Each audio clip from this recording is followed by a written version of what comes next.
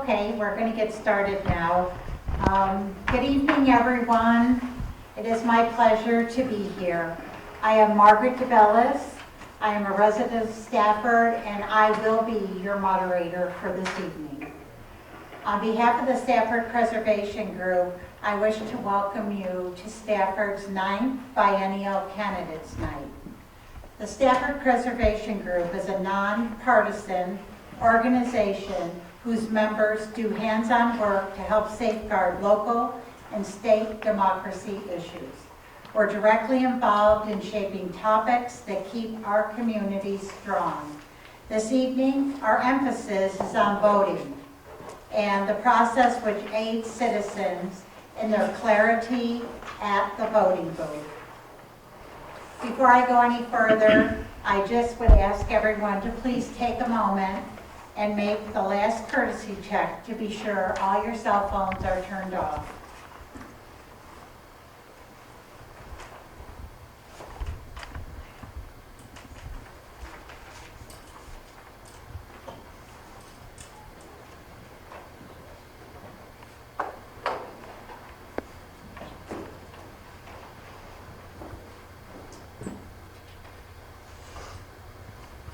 Thank you, everyone.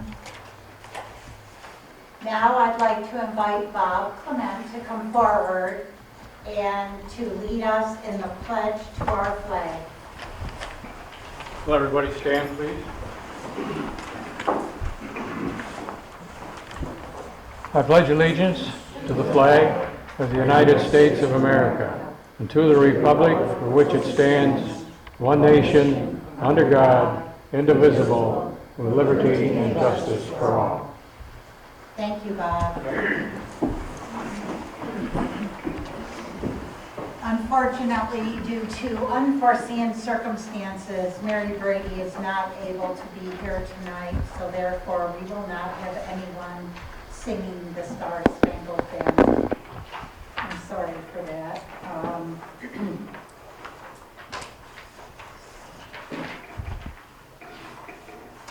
I want to take a minute now before I actually get into the actual program. And I think you folks realize something here tonight. You may have noticed that we are downsized and we are very casual this evening. This is not the normal candidates night that we have with all the gourds and pumpkins and tablecloths and crystal water glasses. And it's a more simple form that we're following tonight. And it's basically due to COVID and to Sandy Swanson's husband being very, very ill. Many of you know Sandy, some of you don't, but her husband was in the hospital for 8 months, has now been home for 6 days. And this is actually only the second time, this afternoon being the first time that Sandy has been away from him. So that's one of the reasons that this has been really scaled back. Again, I'm not sure if you folks realize that Sandy Swanson, who has developed the Stafford Preservation Group, puts on this candidates night. She organizes it, and she pays for all of this out of her own pocket. She has been doing this for every candidate night since its inception. Her sister, Linda Call, is also a valuable asset to this community. Both of them are constantly giving of their time, energy, and knowledge to raise Stafford up and to try to make this town the best it can be. I just wanted you to recognize both of those ladies tonight, because without them, tonight would not have been possible. And if everyone would help me in giving them a round of applause, I would appreciate it. And I just want to tell you that You can see this is not part of the script. I wrote this at 5:30 tonight when I got home from helping do some of this. So neither Sandy nor Linda had any idea that I would be reading these words tonight, but they are so deserving, I had to say them. Okay, if we're following in the program, the next thing is Food for Thought by Margaret DeBellis. That is me. My food for thought before we introduce our candidates is that we are all aware of consent of the governed. Did you know that some company outside of our town will make millions of dollars and not care at all about the health and well-being of the citizens or our consent? Solar companies are touted as bringing energy and light to us, but just the opposite is true. They are not only keeping us in the dark, but they also diminish our land and lives. Under normal circumstances, we would not bring up an issue such as this as our candidates night. But this is such a serious nature that I feel the need to mention it, because our theme this evening is consent of the governed. Okay, we're going to be moving on, and Mary Kay Barton will now read excerpts from our county historian's upcoming book entitled The National is Local, Genesee County, New York, 1802 to the present. Mary Kay, do you need a microphone? No, probably not. At the request of my dear friend Sandy, who loves liberty more than anybody I know, the views of self-governance and the necessity of public vigilance designed to protect liberty is explored in Chapter 1 of the county historian's forthcoming book entitled The National is Local, Genesee County, New York, 1802 to the present. The author, Dr. Michael Eula, says in the first chapter of his book, quote, "The consent of the governed is a basic principle of the American form of government. Since the founding of the United States after 8 years of warfare with what was then a world superpower, Great Britain, a band of colonists successfully laid the basis for our democratic republic. This effort included the colonists comprising what is now Stafford, New York. The essence of our democratic system is the agreement of the people to be governed in the way they see fit. It is the people in shifting majorities who possess the liberty to run society. Liberty is an expression of political freedom. It is a guarantee assured in both the Declaration of Independence and the United States Constitution that all of us are protected for what we think, for what we say, and how we act in opposition to authority. Under our Constitution, we have the right, and sometimes the duty, to speak when not only others are not near us, but also in addition when there are others in our presence. Liberty can only be ensured when what we think and believe is expressed to those who, for the moment, have political authority. Our founding fathers insisted that one of the ways to protect liberty is to have political authority based upon the rule of law and not the rule of people. This was the view of Thomas Jefferson, who argued in his writings against the centralization of power in the government.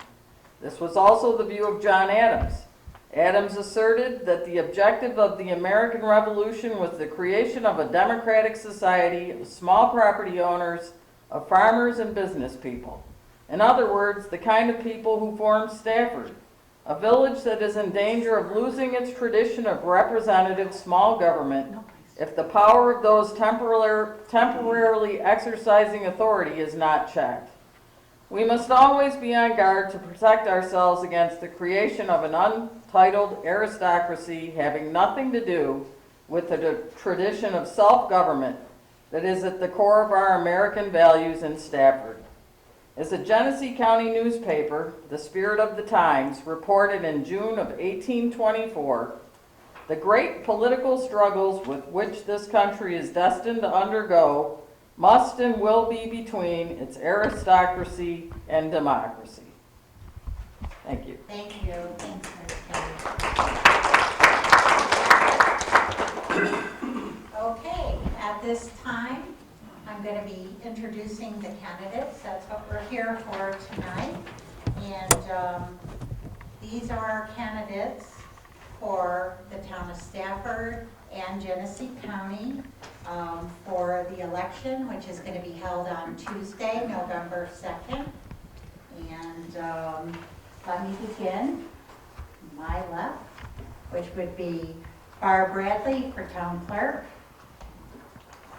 Steve Bowle for town highway superintendent, Ron Panick for town council, Jim Deason for town council, Kathy Worthington for town council. Kathy is a write-in. Brooks Hawley for Genesee County Legislature. And that's it. Again, I just want everyone to know how happy I am to be here tonight to moderate the 9th Candidates Night. Candidates meetings have been around since the 1920s. Many of these meetings are being held through our country each year. They usually invite candidates to speak and bring their information to a nonpartisan forum. This meeting are of service to the voters because it gives a means of forming a first-hand judgment of the candidates, and because it gives candidates an opportunity to present their views to audiences of varied political affiliations. They're considered special events in the election calendar year, and for a very good reason. The questions come from the citizens. They are conducted for informational purposes. Voting is an essential step in the process of democracy. In exercising our choices for elected offices to be filled, we affirm our faith in the democratic process. We are pleased to present this Candidates Night program. Let's just take a moment, now that they've been introduced, to let each of the candidates introduce themselves and give us some background on why they are running for office in Stafford and in Genesee County. So, once again, we're going to begin with Barb Bradley. Hi, I'm Barb Bradley, and I would like to be your town clerk. I've been doing the job as deputy for 3 years, 1 year here in Stafford and 2 years in Byron. I have a good feel for the office. I have issued dog licenses, hunting and fishing licenses. I've assisted in tax collecting and many other duties in the town clerk's office, and I know I can do the job. Thank you, Barb. Steve? Hi, I'm Steve Bowle. I first started on town board many years ago. I had my first term on town board. Then I moved up to highway superintendent. Been there, this will be going on my 4th term. We've came a long way in this town, rebuilding roads, culvert pipes, replacing equipment. Town board has done a tremendous job in helping me get the roads and equipment replaced, and I like the job and look forward to serving you another term. Thanks very much, Steve. Ron? I'm Ron Panick. I've served 4 terms on the board. I'm running for my 5th term. Looking back, when I first started on the board, we were faced with the prospect of industrial wind turbines. We had a study group that Bob Clement pulled together, and we wrote a zoning law that seems to have kept them under control. During that time, we also had fracking laws that we did, and then just recently, we've done our solar add-on to our zoning law. I've enjoyed my time on the board. I think I'm good at both the research and the writing of these zoning laws, and I hope you'll bring me back for another term. Thank you, Ron. Jim? Hi, I'm James Deason. I've been appointed my first year. I just fulfilling my second 2-year term on this one. I'm the young gun of the crew. I've learned a lot from all these guys. They got a world of experience ahead of them that I sit with, and I've been learning a lot with them. And like I said, I'm just the young one here, and I hope to keep going with them. Thank you. Thank you, Jim. Hi, I'm Kathy Worthington. I'm the write-in candidate. I decided to run because I think although our town is doing great, I think we can do a little better in certain areas. And I hope to get more young people involved in our community and just get things moving along into the 21st century. Thank you very much, Kathy. Brooks? Thank you for having me. This is my first time here. I got appointed to this position because Andrew Young, for some reason, wanted to be a town judge for the town of Batavia, which surprised me a lot because that's a 24-hour job and he could be called at any time, but he chose his path and it opened it up for me. Once I was appointed, I met with Bob Clement for about an hour to go over all the issues that Stafford had at the time, and took office in February, and I've been here for that amount of time and learned a lot. And I'm not only representing the town of Batavia but the Stafford as well, and you have to look at the overall picture of Genesee County, but who I represent as well. And I've been trying to make as many town board meetings as possible, and I've been available for everybody in the community, and I've taken several calls for different positions about what people have, and I'm excited to be here, and thank you very much. Thank you, Brooks. Thank you, everyone.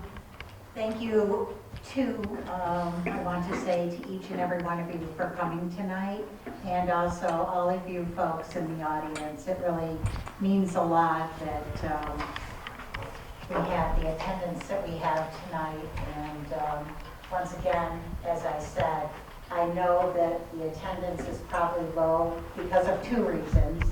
There are a lot of people that are still very, very in fear of the COVID, and the other thing is the weather. It couldn't have been last Tuesday when it was 80, but anyways, here we are, and it's going to be a good night. Okay. I just want to say to everyone, as you watch and listen to this debate, please keep in mind the handout sheet called "Are They Answering Your Questions?" It was on your chair. And not only just think about it, but you may want to make some notes, just jot some notes down, and that might be able to spur a question or two in your mind.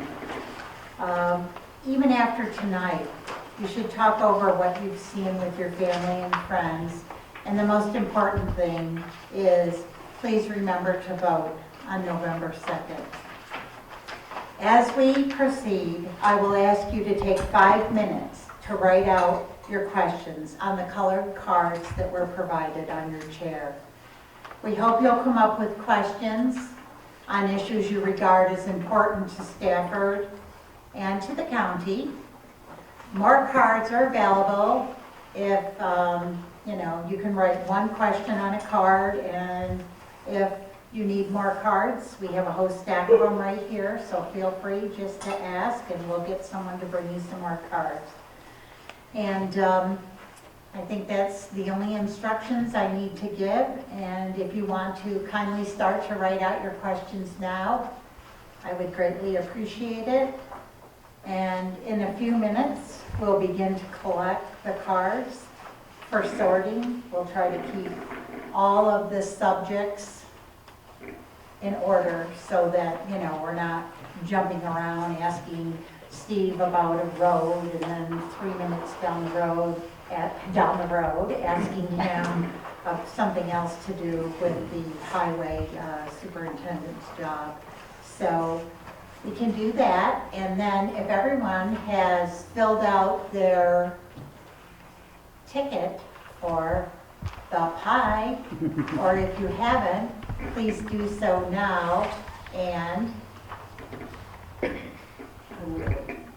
Sandy will come around and collect your little blue tickets, and then you'll have time to write out your questionnaire, and then somebody will come around, or we can pass them to the end and collect them. You tell me when you make it.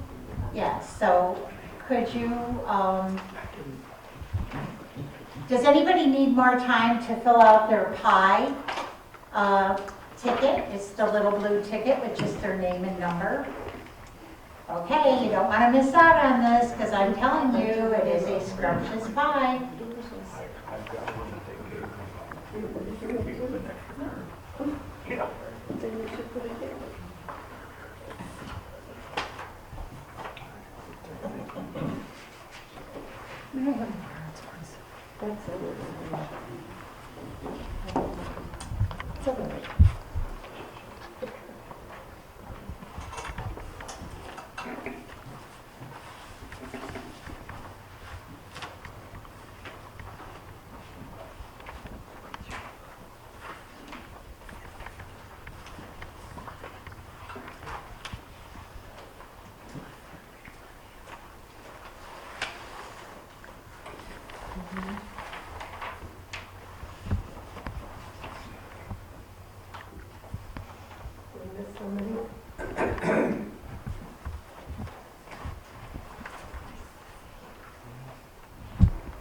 I think most people are busy writing their questions for those. Yes, they all have tickets. Look.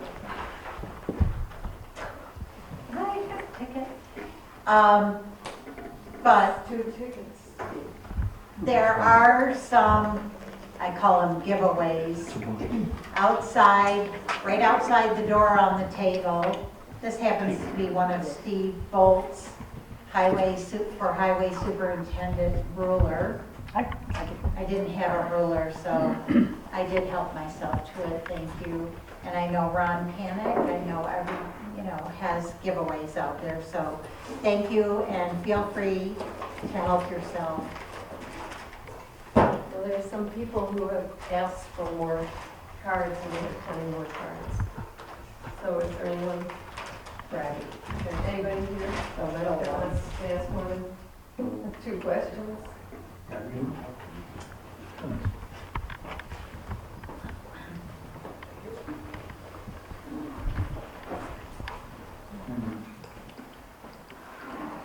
They say silence is golden, but silence makes me nervous, so that's why I keep saying little things. No, I'm giving more because you might never wonder my question.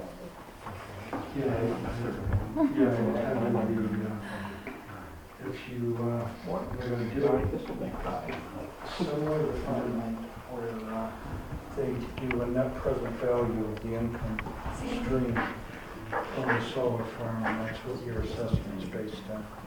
But if you're running a pilot, your pilot remains your pilot. But what that does is that takes away all the negotiating power. But yeah, I sat through things today with fitting in accountant.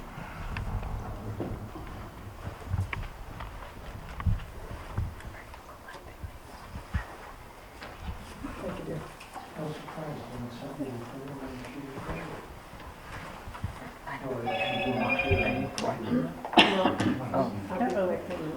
Okay. So, no, I don't need.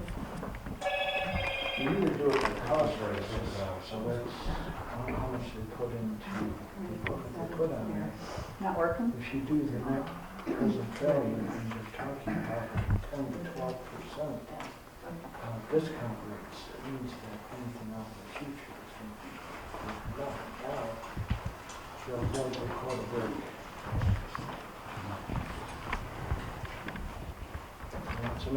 It's uphill, it's state law says.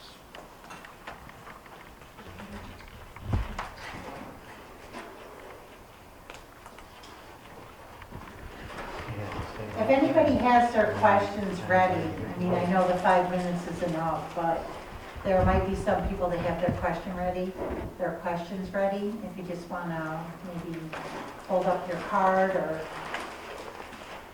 follow them around and collect them, gives me something to do. Helps me get a few extra steps in today. Thank you very much. Thank you.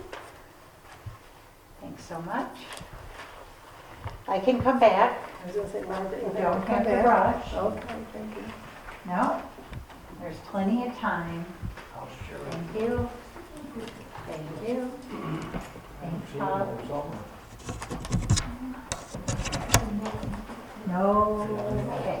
I'll come back through for anybody that still has a question. This will just help me get started. It started to sort them.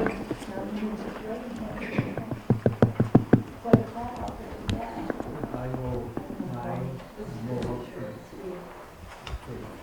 where my line is, Morgan Lane, which goes down, and I'm all the way down to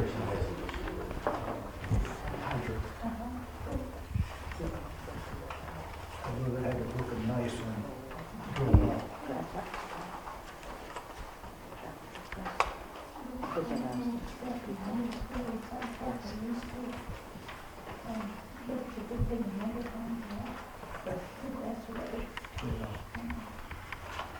Thanks so much. Probably the third or fourth. We were there November 2nd last year. Are they gonna cut out the, you go up there so you can vote and leave? Oh. Oh. Oh, I don't know.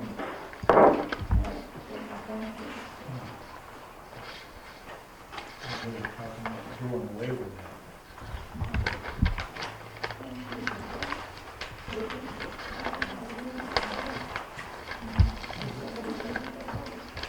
Thank you.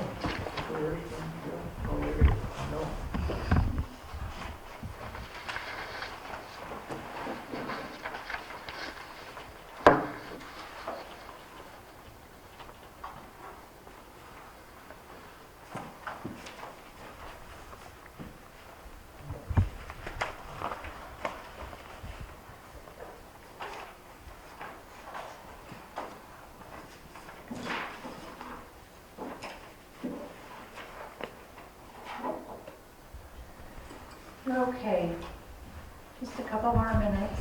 I'm going to sort these into categories and then I will be right with you. Thanks for your patience.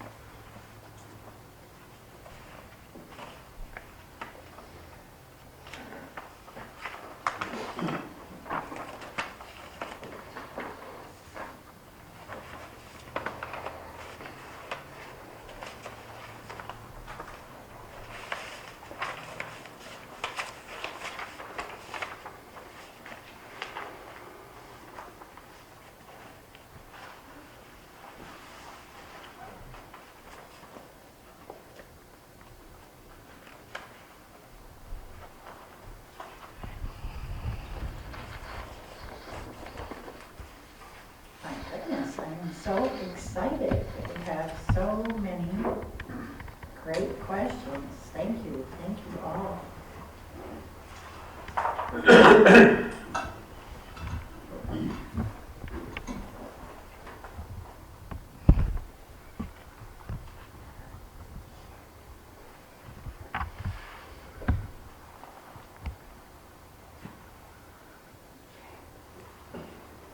What I'm trying to do is just sort these according to candidates and then according to topics that need to be discussed tonight. So that's what I'm doing, and putting them in piles where just one person is being addressed.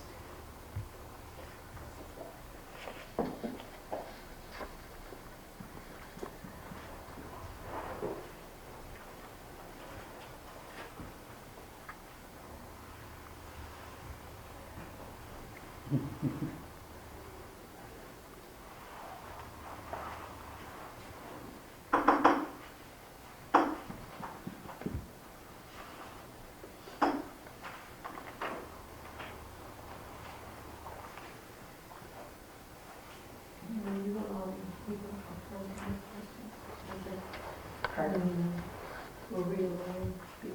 Did you want them? I don't know. I don't think you're right. You think you're the nurse? I do. I have a lot of questions.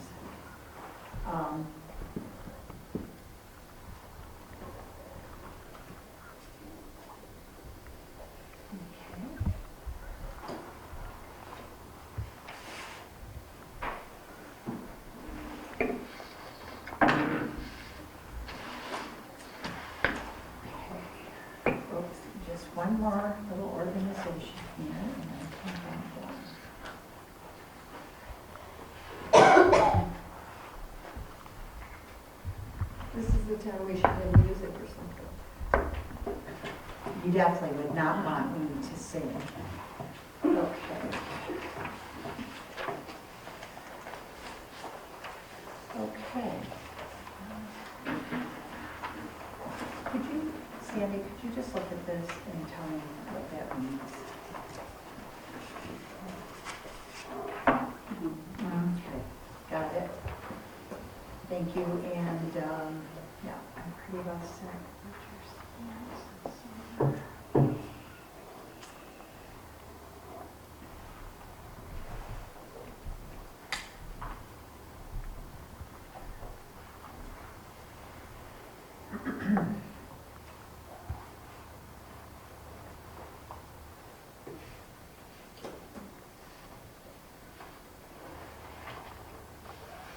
Just getting there.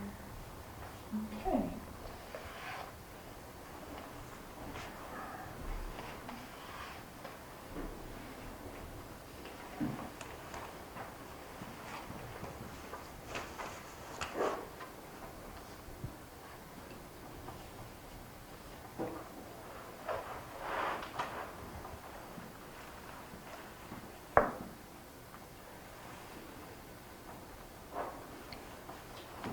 Almost done.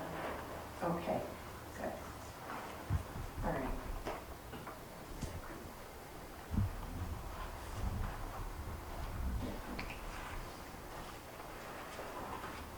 There's a couple of questions here that have dates, and I am just going to quickly organize them by date so that we are not. Some people must have had pink cards at home.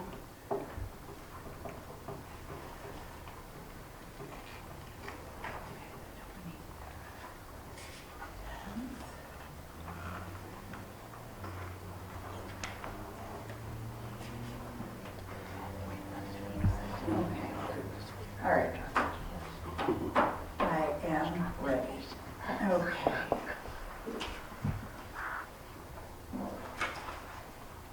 Goodness gracious.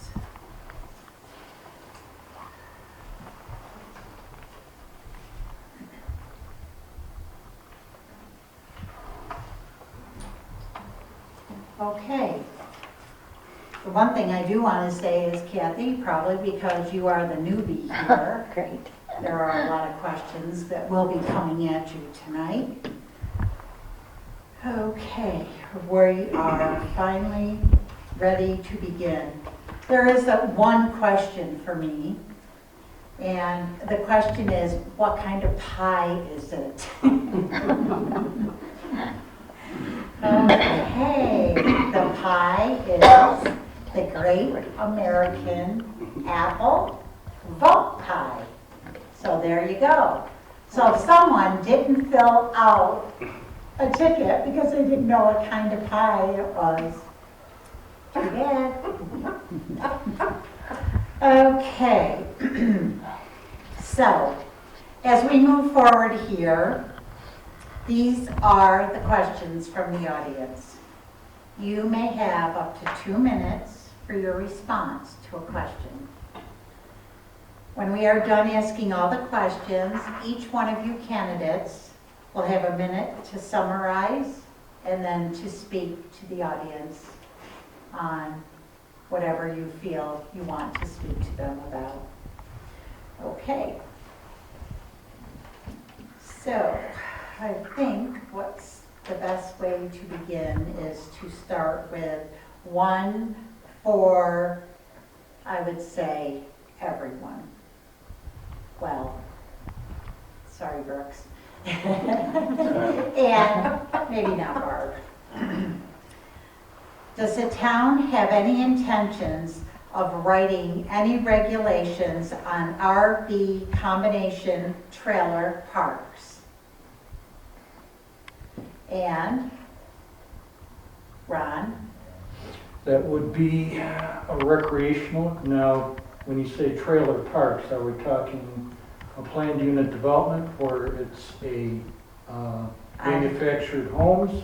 Or are we talking about a campers where you have an RV park where campers come to? Right, that's what I believe it is. It says any regulations on RV combination trailer parks. So I think it would be, I think what I see over here at the Golden, whatever that place is. What is it?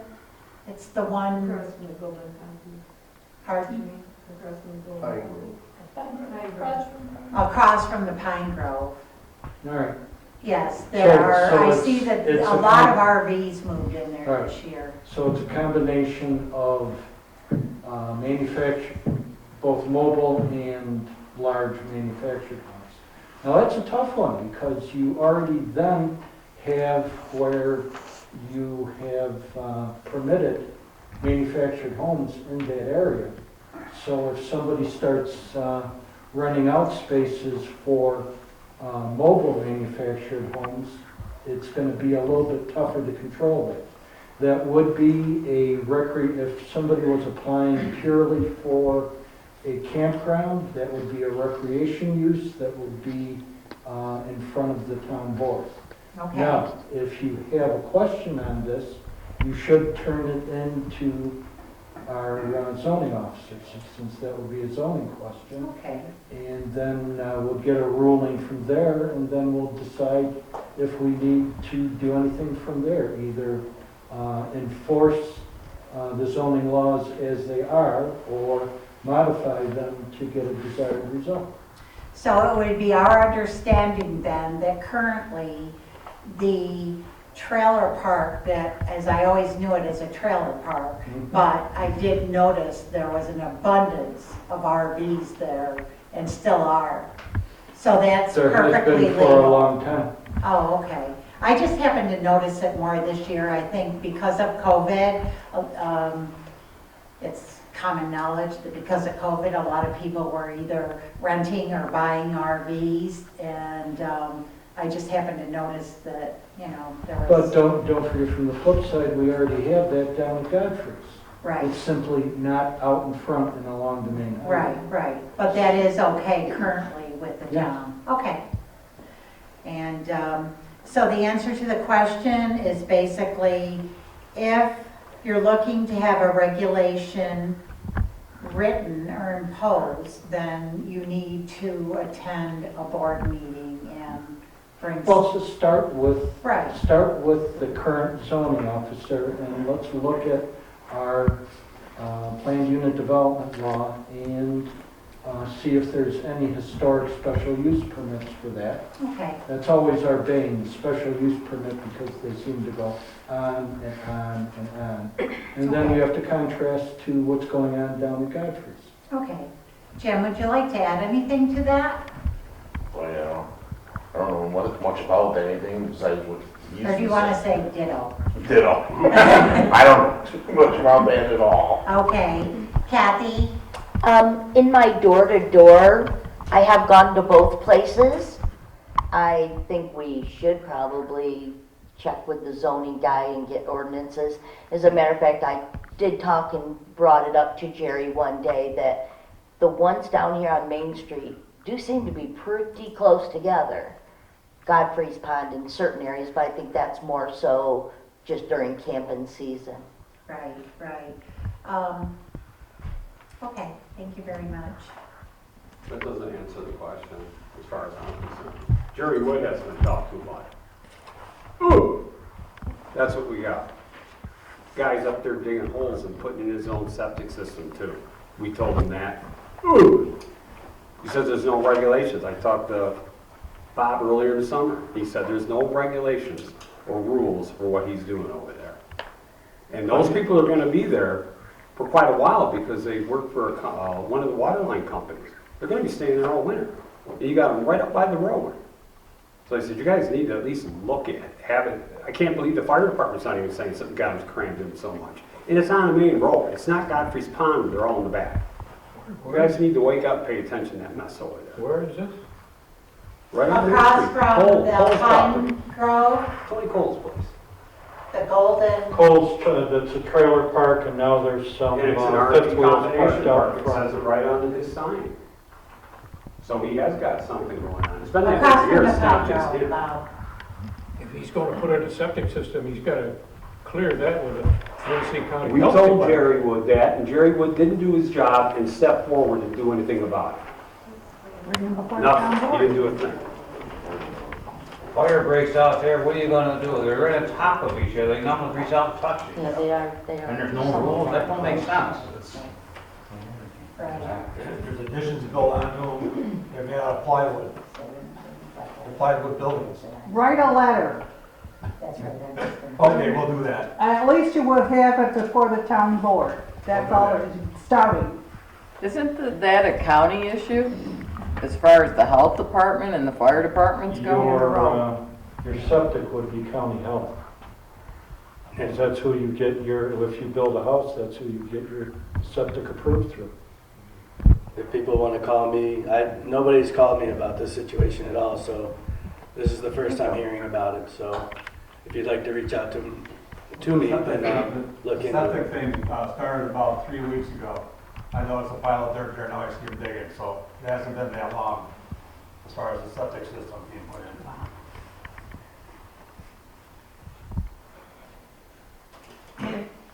Okay, this does sound like a hot topic, and I hear what Ron said, and I heard what Brooke said, and Kathy and them. And I just want to say that sometimes you do, other than writing like this, you do have to put it in writing, and then that way it's in writing, it's in front of the board, and due process should take place.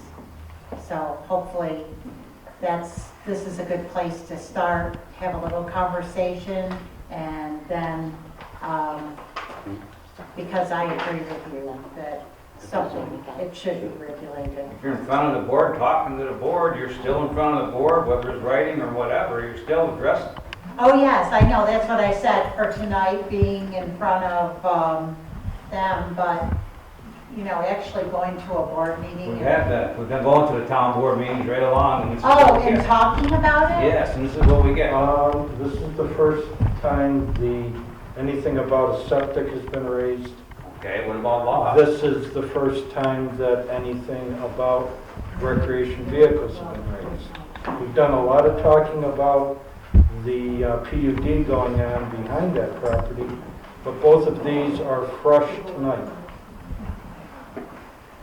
Okay, hopefully we can come to a resolve with this at a town board meeting and maybe address it exactly as that was written, because I think that what you folks are asking is to have regulations on these RV parks and have things done in a manner where they're going to be safe for everyone. Okay, we'll move along to the next question, and that will be addressed once again to the town. Well, this is the question. What can our town and residents do to help stop the authoritarian medical overreach out of Albany regarding vaccine mandates? So that could be, Brooks, you want to try that one? Oops. Right now, there was a mandate for all the health workers to get vaccinated by a certain time, and I know that it got pushed back a little bit, and it even went to go as far as there's a religion exemption. So a lot of people have been going that route. But I work at SUNY Genesee as my full-time position in the Genesee County Legislature. It's a part-time job, but it's actually a full-time job. And at Geneseo, all the students had to be vaccinated in order for them to be at campus, but the actual faculty and staff did not. But everyone must wear masks when you're inside there. Right now for the county, there's not a mandate for it. It hasn't been sent out, but I'm hoping that when it comes down to that, if it comes from Hochul, that there will be ways we can talk about it and make sure that everybody is comfortable and does what they want, as long as they're protecting other people as well. Okay. Town board? One thing to remember is that local is a outgrowth of the state. The state is the original government in our country. State mandates are hard to turn down at the local level. That being said, what you have to do is make sure that you don't overreach with any of the mandates on the local level when it comes to meetings, when it comes to gatherings, that we follow the law as it is from the state, but right at that level, right at the state level. Understood. Okay, thank you very much. Okay, next. I have a question here for Barb Bradley. So much has been discussed about getting our taxes done locally. What is your plan to work with the county to get this done right the first time? There will be some training for my deputies and I at the county treasurer's office. And I'm also bringing the knowledge I've already gained by processing taxes in Byron. And through the training, and the deputies I've chosen are very smart, very sharp, and I don't see there's going to be any problem. I think it's going to be a good transition and a good tax season. Okay, thanks. Okay, I have a question here for Steve Bolt. Steve, can you give us an update on the state of our roads in Stafford? Sure. I mean, this summer here, the state gave us a bunch of extra money because we kind of felt guilty from kind of not giving us so much last year. So we did quite a bit of paving this summer. In years past, when we've had mild winter, I've taken that extra money that we saved on salt and manpower, and we bought extra blacktop and paved other roads. So, I mean, we actually going into this, we're in pretty good shape, especially when you go, you're not supposed to compare yourself to other towns, but when you look at neighboring towns, I I mean, I think our roads are in good shape and probably, not to pick on Brooks, if not better than some of the county roads. But we've had a gift, some mild winters, so we've taken that money and we've put it into a blacktop so we call them ready for a rainy day. So when money does get tight, hopefully we can post, it's like, we're in good shape. Okay. I want to compliment the town and Steve that the roads are very nice, and like I said, I work at SUNY Geneseo, so I live out next to College Road, and I take Batavia Stafford Town Line Road, and that was just done this summer, and it's pretty sharp, and what he's done is he's done a great job. Our road is also very nice, thank you. Okay, the next question is for Jim. What experience in town government did you have before being appointed to the town board? It's a two-part question. And what do you think you have brought to the board and will do in the future if reelected? I had no experience whatsoever. I talked to a lot of people. I've listened to a lot of people. I walked in not knowing a lot. I've learned a lot while I've been there. I did not realize how many hidden expenses there are. Like, for instance, the lights at the corner of the intersections. I had no idea how expensive the bills are and all that stuff. It's a rude awakening when you're the young gun and you pay all the bills. I've had a real eye-opener of where the money goes and where the money comes. And I hope to keep going on, get reelected, to keep working with the guys that I'm working with. They've taught me a lot too. All right. I'm not sure if you answered the second part, which is what do you think you've brought to the board and what will you do in the future if you're reelected? Well, I'm a business owner, farmer/business owner, and I have knowledge of dollars and cents of where it comes and goes.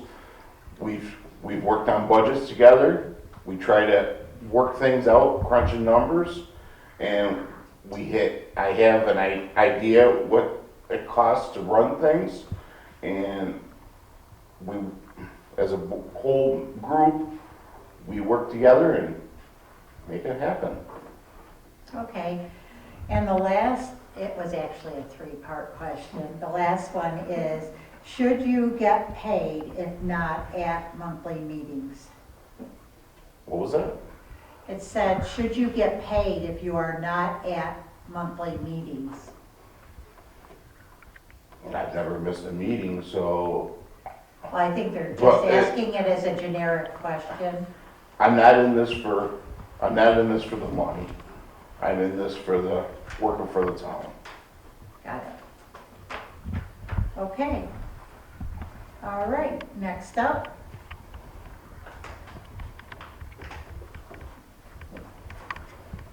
Brooks, can you tell us your opinion on Proposal 3, registering to vote anytime before Election Day, close to Election Day?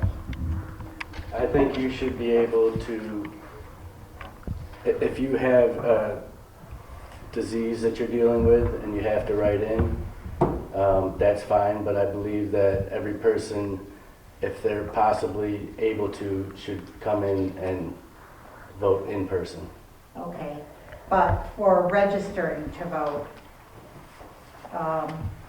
3 days before. pardon? 3 days before. Right. So I had a copy of the proposition. I think now it's 10 days, you have to register to vote 10 days before. So the proposition number 3, or the proposal number 3, is eliminating the current 10-day advance voter registration requirement. The description of the proposal reads, Section 5 of Article 2 of the New York Constitution now requires that a citizen be registered to vote at least 10 days prior to an election. The proposed amendment would delete that requirement. If this amendment is adopted, the legislature will be authorized to enact laws permitting a citizen to register to vote less than 10 days before the election. So basically, what that is saying is that somebody can register right up until they vote. I'm against proposal number 3. Thank you. Very good. You're welcome.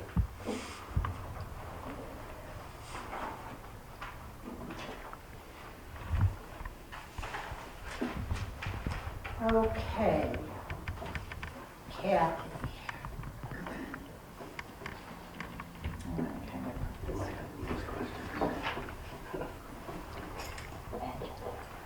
Kathy, this question is for you.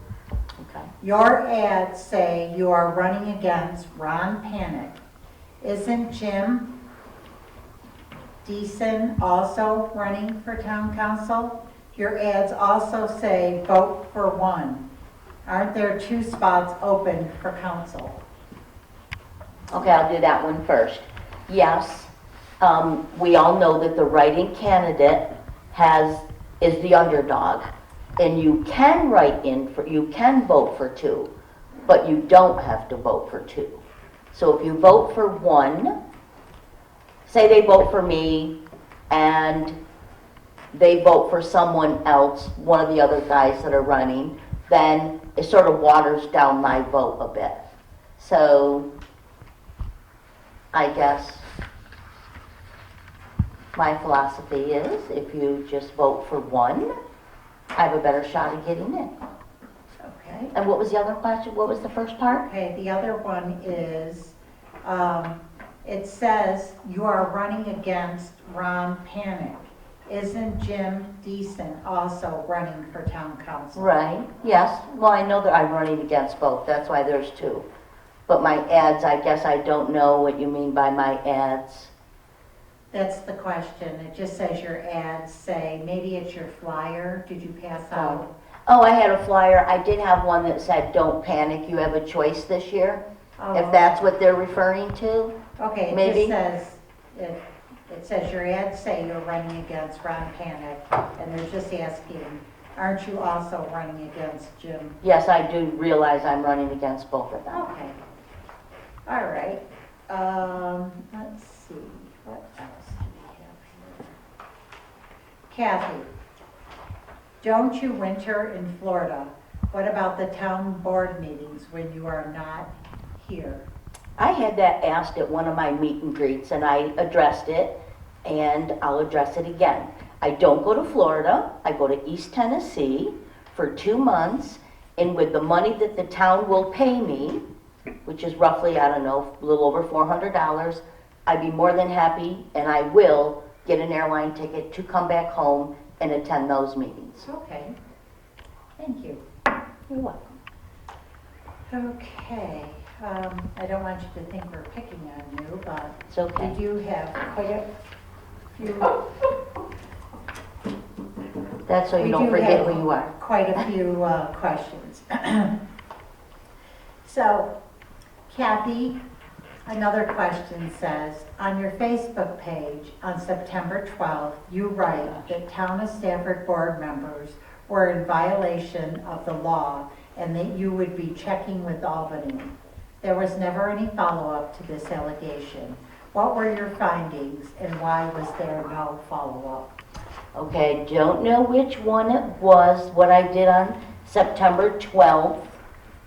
It could have been 2 things that I was checking into. One was the open meeting law to maybe have Zoom available, since we are still sort of in a pandemic, and people would probably like to attend, but they feel uncomfortable, so Zoom meetings would help. And then maybe, I don't know what the other one could have been. I wish I would have wrote it down. It could have been maybe a labor law, Okay. and I am waiting for the labor department to call me back. They were looking into that. They said it was a good question, and they would have to look into it because it did involve pandemic laws. Okay. But I'll look back on September 12th and I'll address it. Okay, one more for you before we move on to another question. On your Facebook page, you write about receiving political donations. On August 6th, September 18th, September 21st, and October 2nd of 2021. If you check the New York Board of Elections campaign disclosure page for the town of Stafford, there are no entries for your campaign. Are you aware of the law, and are you planning on making yourself compliant since you have missed the cutoff dates listed in the election law? I did not know, because I was a write-in candidate, that I had to do that. I have received, I think it's like $240 in donations. And sure, I'll call the Board of Elections tomorrow and find out what I need to do to be compliant. I think when I posted some, it might have been I didn't get another donation, but I was just reiterating that I had gotten some. Okay, thank you. Okay.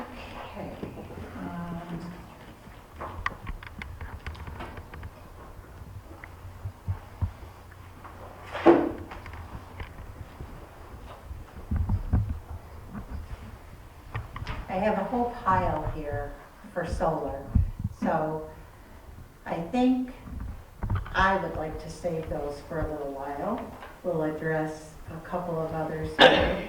Ron Panick. Town lost some money during the height of the pandemic, but what services did the residents lose due to the loss of this money? We've lost very little. When we originally got into the pandemic, we cut one head from every department. Steve gave up one of his motor operators. The town clerk did not rehire an assistant. We laid off one of our court clerks, and we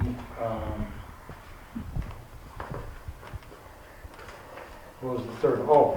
We laid off one of our code enforcement officers. We are down significantly in both our fines that we get from the court, and our sales tax is down pretty significantly also. So I think it's about a $40,000 loss. Why do you think we're down in receiving fine money from the courts? We originally budgeted in 221 for 160. We normally, if you take 218 and 219 as a baseline, you're talking more like 200 to 250,000 in fines. And what actually came through in 220 was, I believe, 120,000. Because of the pandemic and because of the pandemic and because of the court being down and the number of tickets being issued being down. Right. Okay, thanks very much. I think that answers the question. Okay.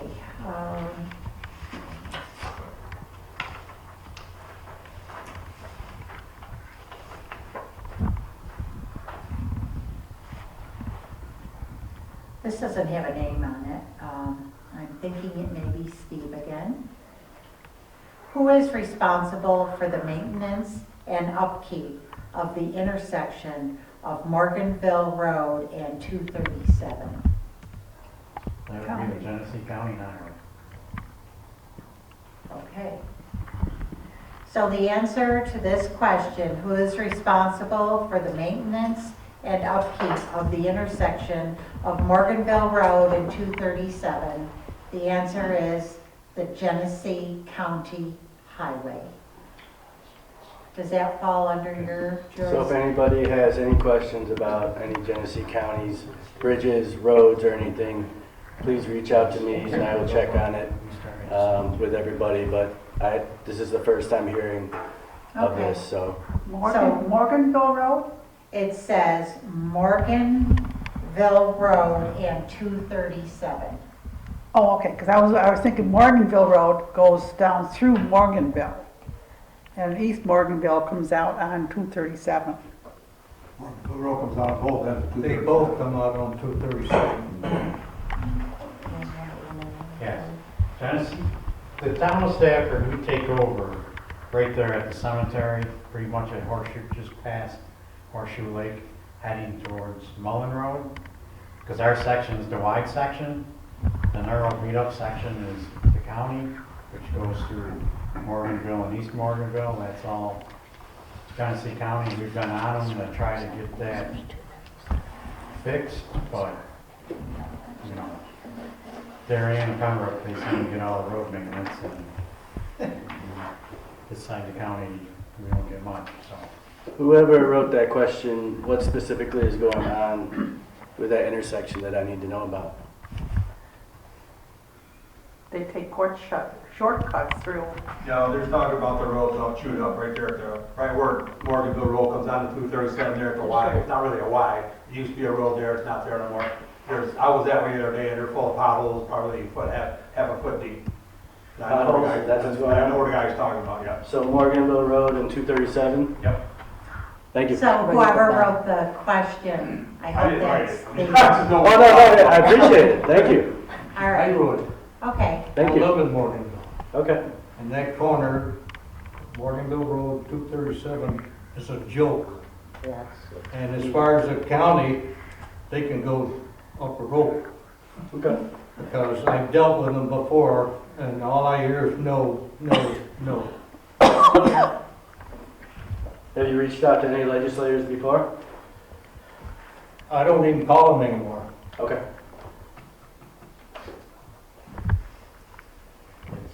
If you want to get your revenue back up, get the so-called Genesee County Sheriff's Department to start writing tickets in Morganville.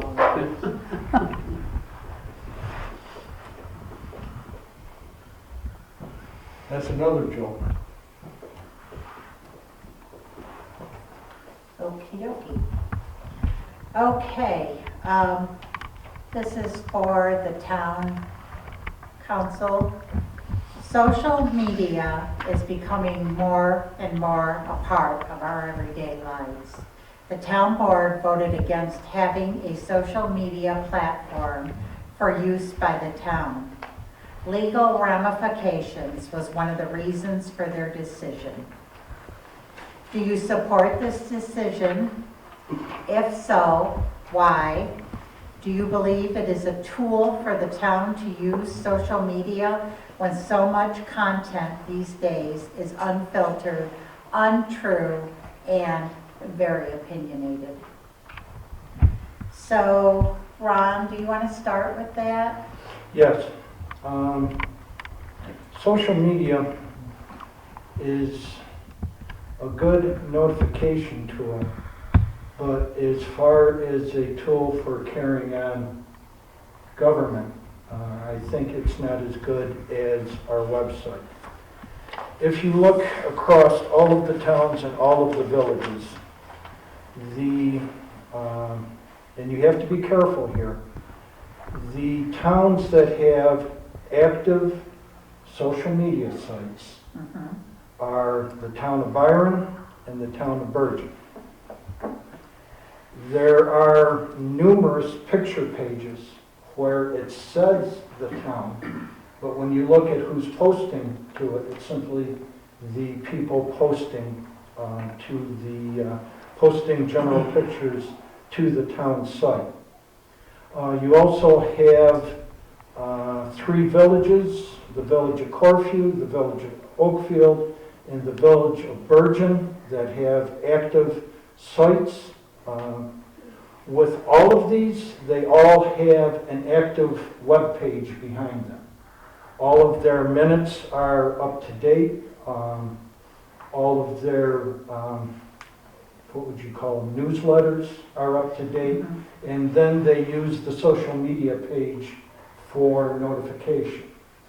If you look at the town of Stafford, there was a launch of a Facebook page, but at the time, our webpage was sorely behind.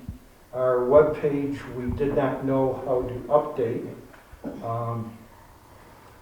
That has been at least partially remedied. We're still behind when it comes to the minutes, which are a legal obligation.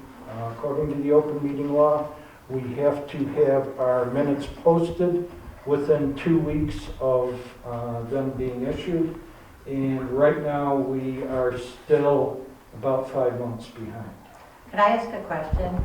Who is responsible for keeping the webpage updated? The town clerk. The town clerk, okay.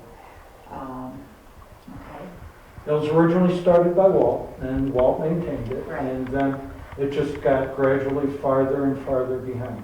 right. I think you're right when you say that, like the town of Corfu and some of the other ones that have a good backbone, a web page. Now, It's a when really good thing. You mentioned Corfu. They have a disclaimer on their page that it is being used for notification only and not being used for conducting town business. So realistically, what they do is they use it to send out notifications, but if you're looking for minutes, you're looking for applications, you're looking for those things, you should turn to our webpage. Now, what are some of the legal implications? Don't forget, government and social media took quite a bruising over the past few years. And one of the primary decisions was, it came out of Virginia, it came out of Loudoun County, which is now kind of famous across the country for their disputes with their Board of Education. But this is at the county level. And what they were doing is they were editing out people's opinions. That you would, and this is where it gets a little risky with social media sites.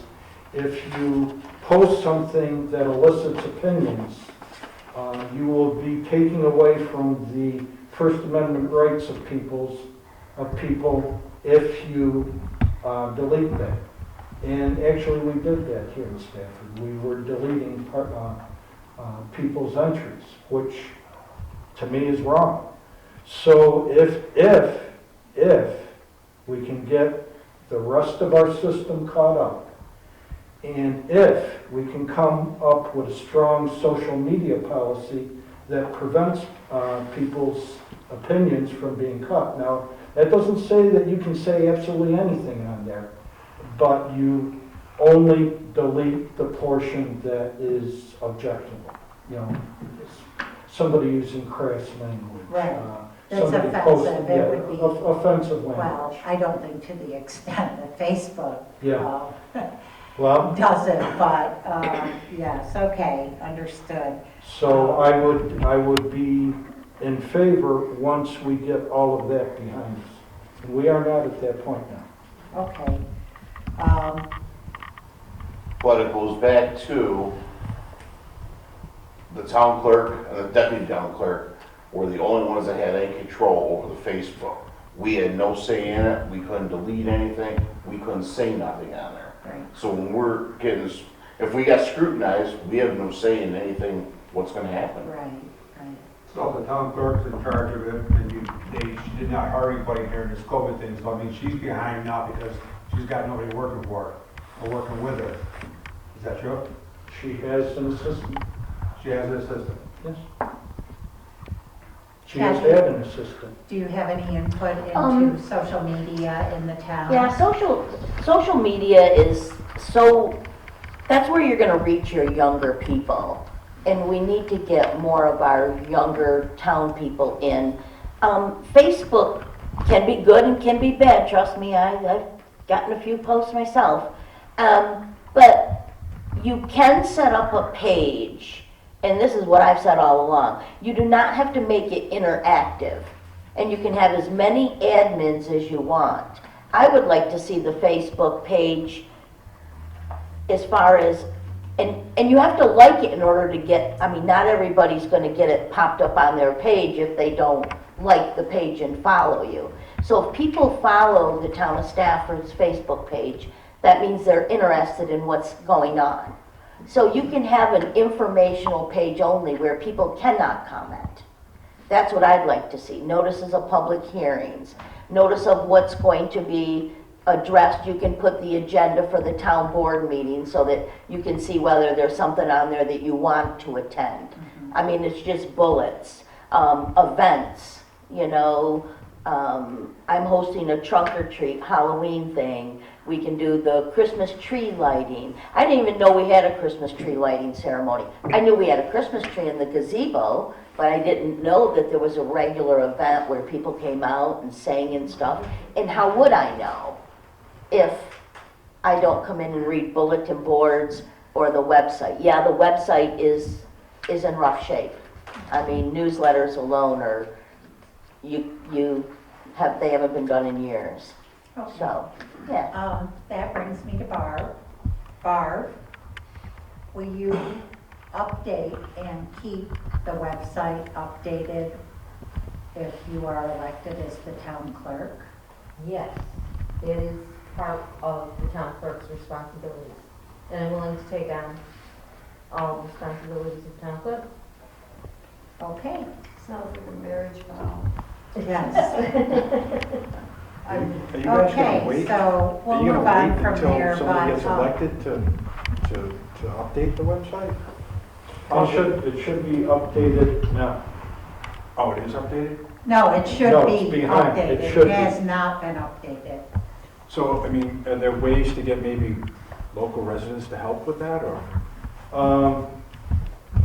No, it's limited access, and it's actually posting the minutes of the meetings to the website that's behind. So what would change, when Barb gets elected, how is she gonna be able to update that? That's good. That seems like a lot of work for one person, if we're 5 months behind right now. It is, it's a lot of work. I'm sorry. It is a lot of work, but it's something that I know has to be done, and I will dedicate time to do it. And one of the things is with the website, I'm very familiar with websites, that once you even start, don't go backwards, like the 5 months. You will have to do that. But when Barb, if she takes over the town clerk duties, she will start doing the minutes, doing everything that's supposed to be done, following her routine and keeping the website up to date. She will have to go back and put on the meetings that have not been posted. I'm not really certain, and I don't want to point fingers, why that has not been done. It certainly isn't because for lack of help. So it's not like someone really needs to be hired just to specifically do that. If you take the meetings and then you post them on the website, if you take the minutes of the meetings and post them on the website, it's a pretty easy thing to do. Was this meeting on the website?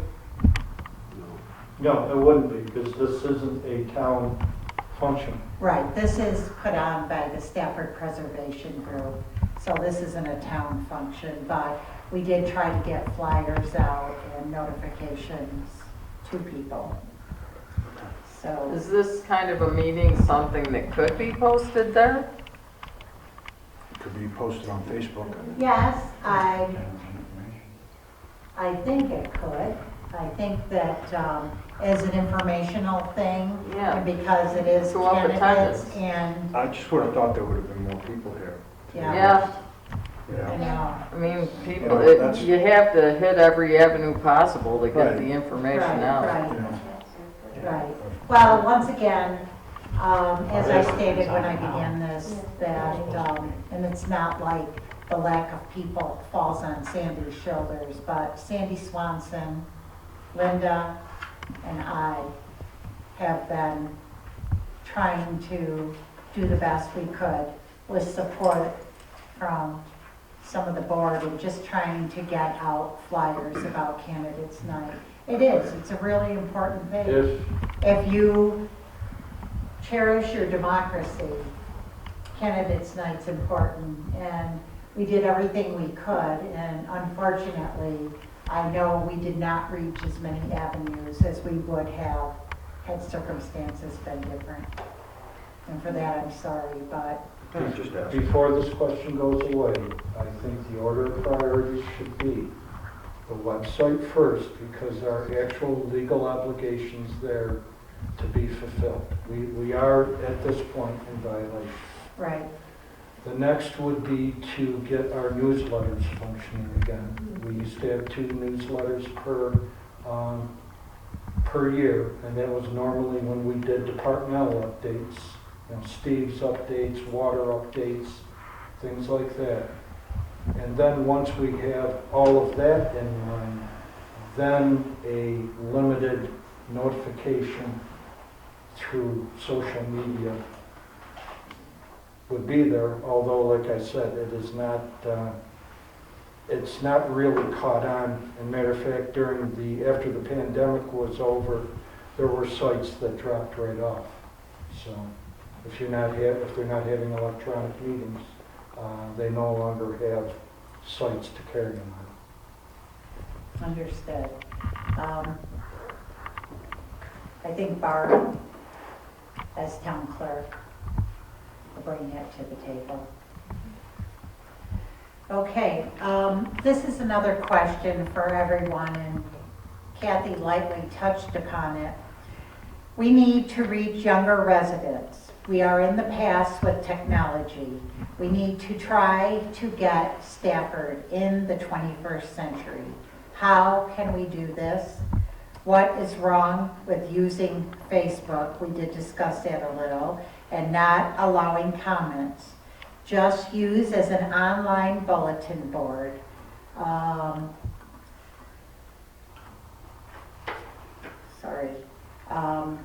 Instant to those that follow the page. So I guess, how can we reach younger residents? We're looking at that. I'm going to be honest with you. I just spoke with someone about that today. Not only reaching younger residents of Stafford to become more involved in the town, but there are so many things. I mean, I can count right here at the garden club. 10 years ago when I joined, I was the young one. Okay, not so much anymore. Well, I still might be the youngest. But I'm just saying that it's really sad because some of these organizations that I feel are vital to our community, even like the Stafford Preservation Group, Sandy and I spoke about it today. It's just become from this smaller, smaller, smaller, smaller. And just to say people don't care, I don't believe that's true. I just believe that we need to find a way to direct their attention to matters that are important. And I don't know. I think Can I comment on that? So whoever has a Stafford zip code, I did these every door direct mailers. I did a letter out. It would go to every household in the Stafford zip code. Now that didn't reach all the Stafford taxpayers because there's some with Byron addresses and Batavia and Leroy and Pavilion, and I had to do those separately because they couldn't go under. But to do a page this size, it cost me, I think, like $119, and it goes out to every single home in Stafford. Then when I was doing my door-to-door, they were like, oh yeah, I got your letter, it was interesting. I got your flyer. Maybe that's an avenue the town could look at to get out to, I mean, if they see it enough, and I'm not saying do them every week, every month, for gosh sakes, no, but like maybe every quarter, send out an every door direct, That was our newsletter. but it wasn't mailed out, it's put on the internet. So It was mailed out? We're mailed out. Oh, well, I've never received one. Although, again, I have a Byron zip code, so it probably didn't go to every door direct. So it didn't go to every taxpayer, maybe. How long has it been since they had one? Would the town consider doing Zoom meetings so that people, like if you posted something on Facebook as a notification that you were having a monthly meeting, that people that can't get down here could actually, they can actually look at it on their phone. They can at least hear and see what's going on in the meeting. Now, are you saying participate in the meeting via Zoom, or are you saying have the meeting recorded? You can set it up as a webinar. So a Zoom meeting can be set up as a webinar where people actually can listen, but they can't speak. That's, again, we have where the town clerk records the meeting. We have video services come in, they record the meeting. Andy records the meeting. They're all viable ways of having the meeting recorded. One of the problems is when you do it as a government, then you have to make sure that you're following the open meeting law. Now, when the government says open meeting, they don't mean by Zoom, they don't mean by Facebook, they mean an open meeting that's accessible here in person. That's what the open meeting law stresses. Why do you think it is that in order to have Zoom meetings and broadcast meetings on Facebook, the open meeting law had to be suspended? It's because the open meeting law puts so many restrictions on you when you try to have an electronic meeting that if it's not suspended, it's hard to do. So again, when you think open meeting law, they're talking about that door being open, not that camera lens being open, is a good way to sum it up. I just thought you could do both. I wasn't saying one of them. It depends on who does it. Yeah. Now, you got a good example.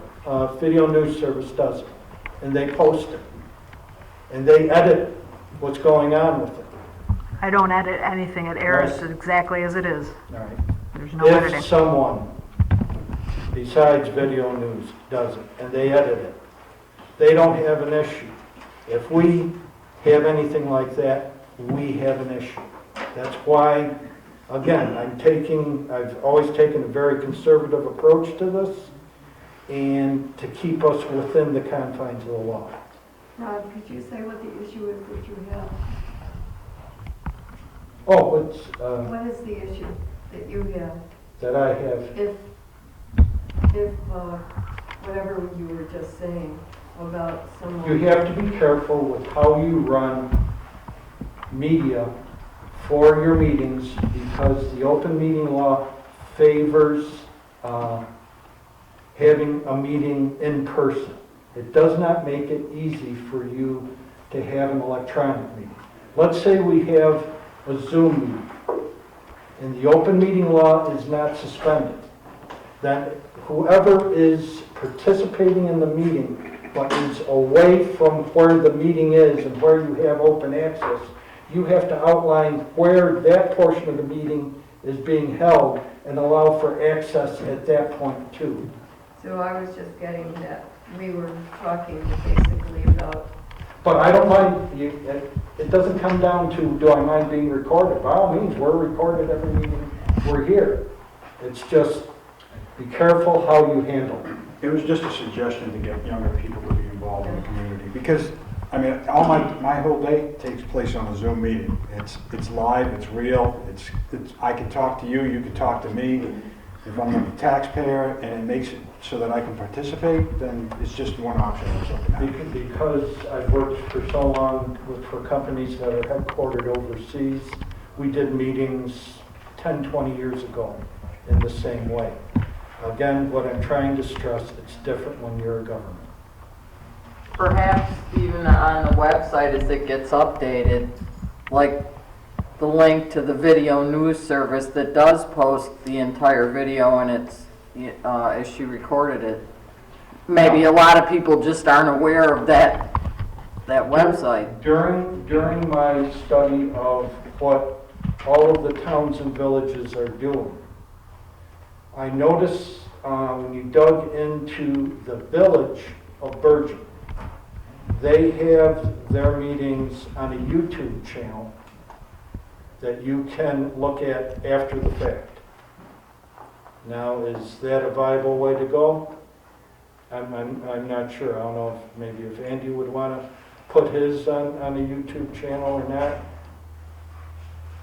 But again, it's you need to be careful. The point I keep coming back to is you need to be careful with the open meeting law. Then it's a recorded meeting, it's not live, it's not as it's going live. All right, then. That makes the difference, right? Then when you go live, please just run on the internet, New York State open meeting law, and see what the restrictions are.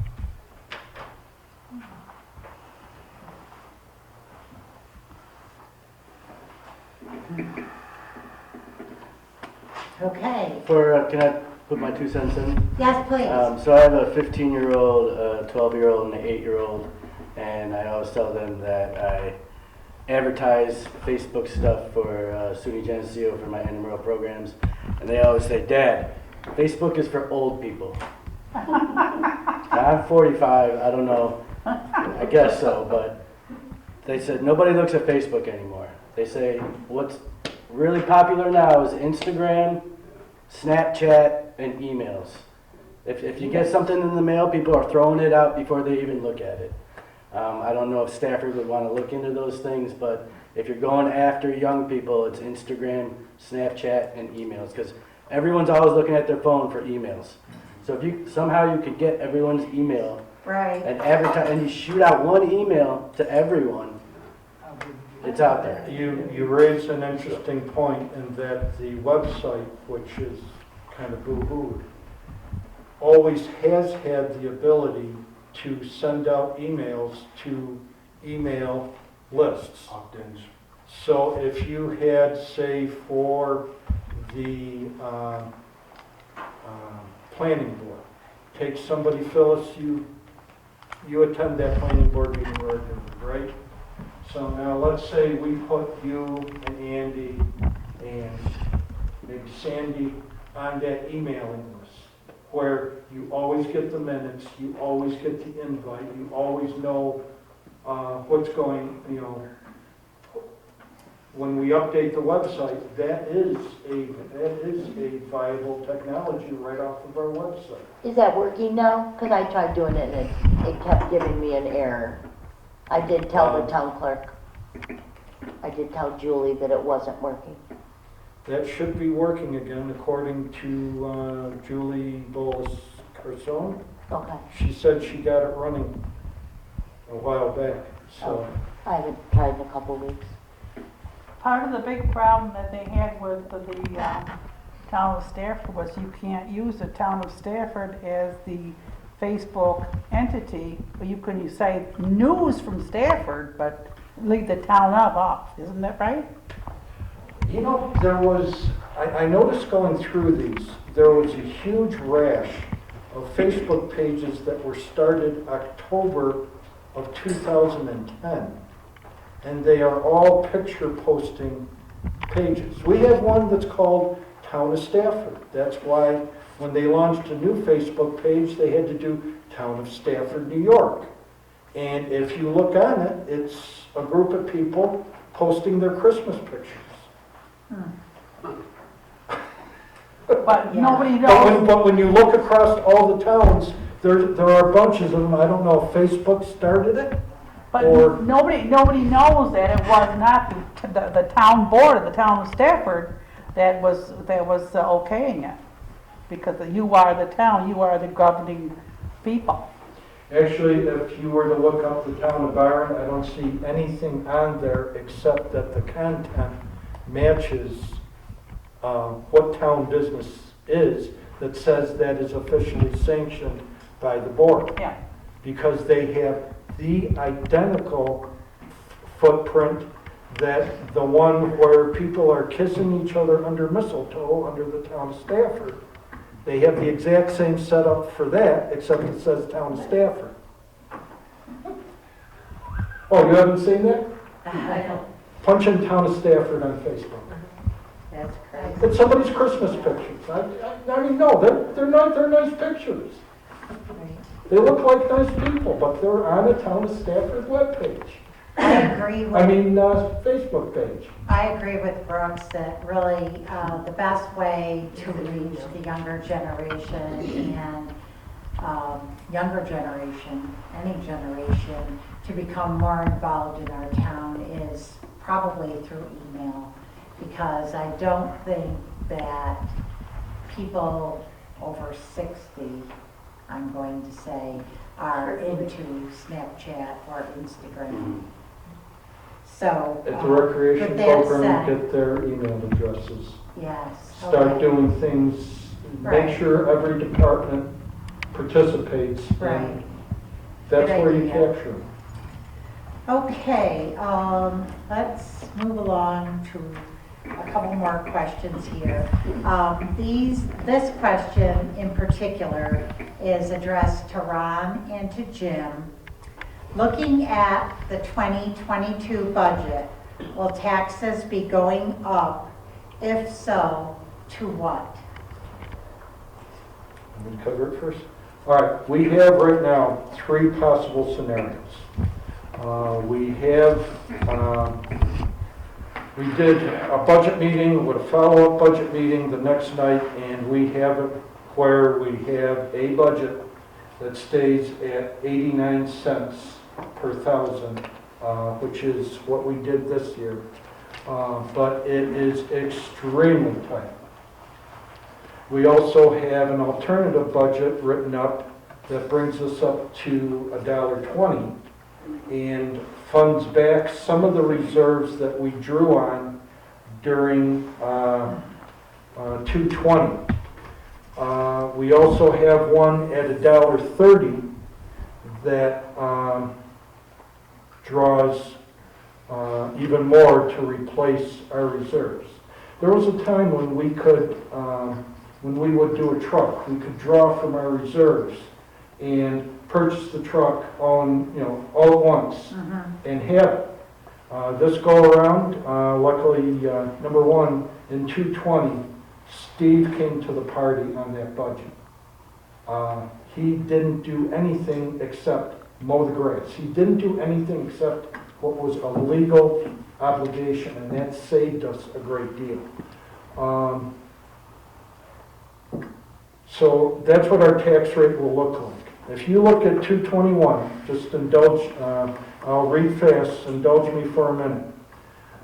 You had Pembroke at 51 cents per thousand, Darien at 70 cents per thousand, Stafford at 89 cents per thousand. So I think we held the line pretty well, and we were,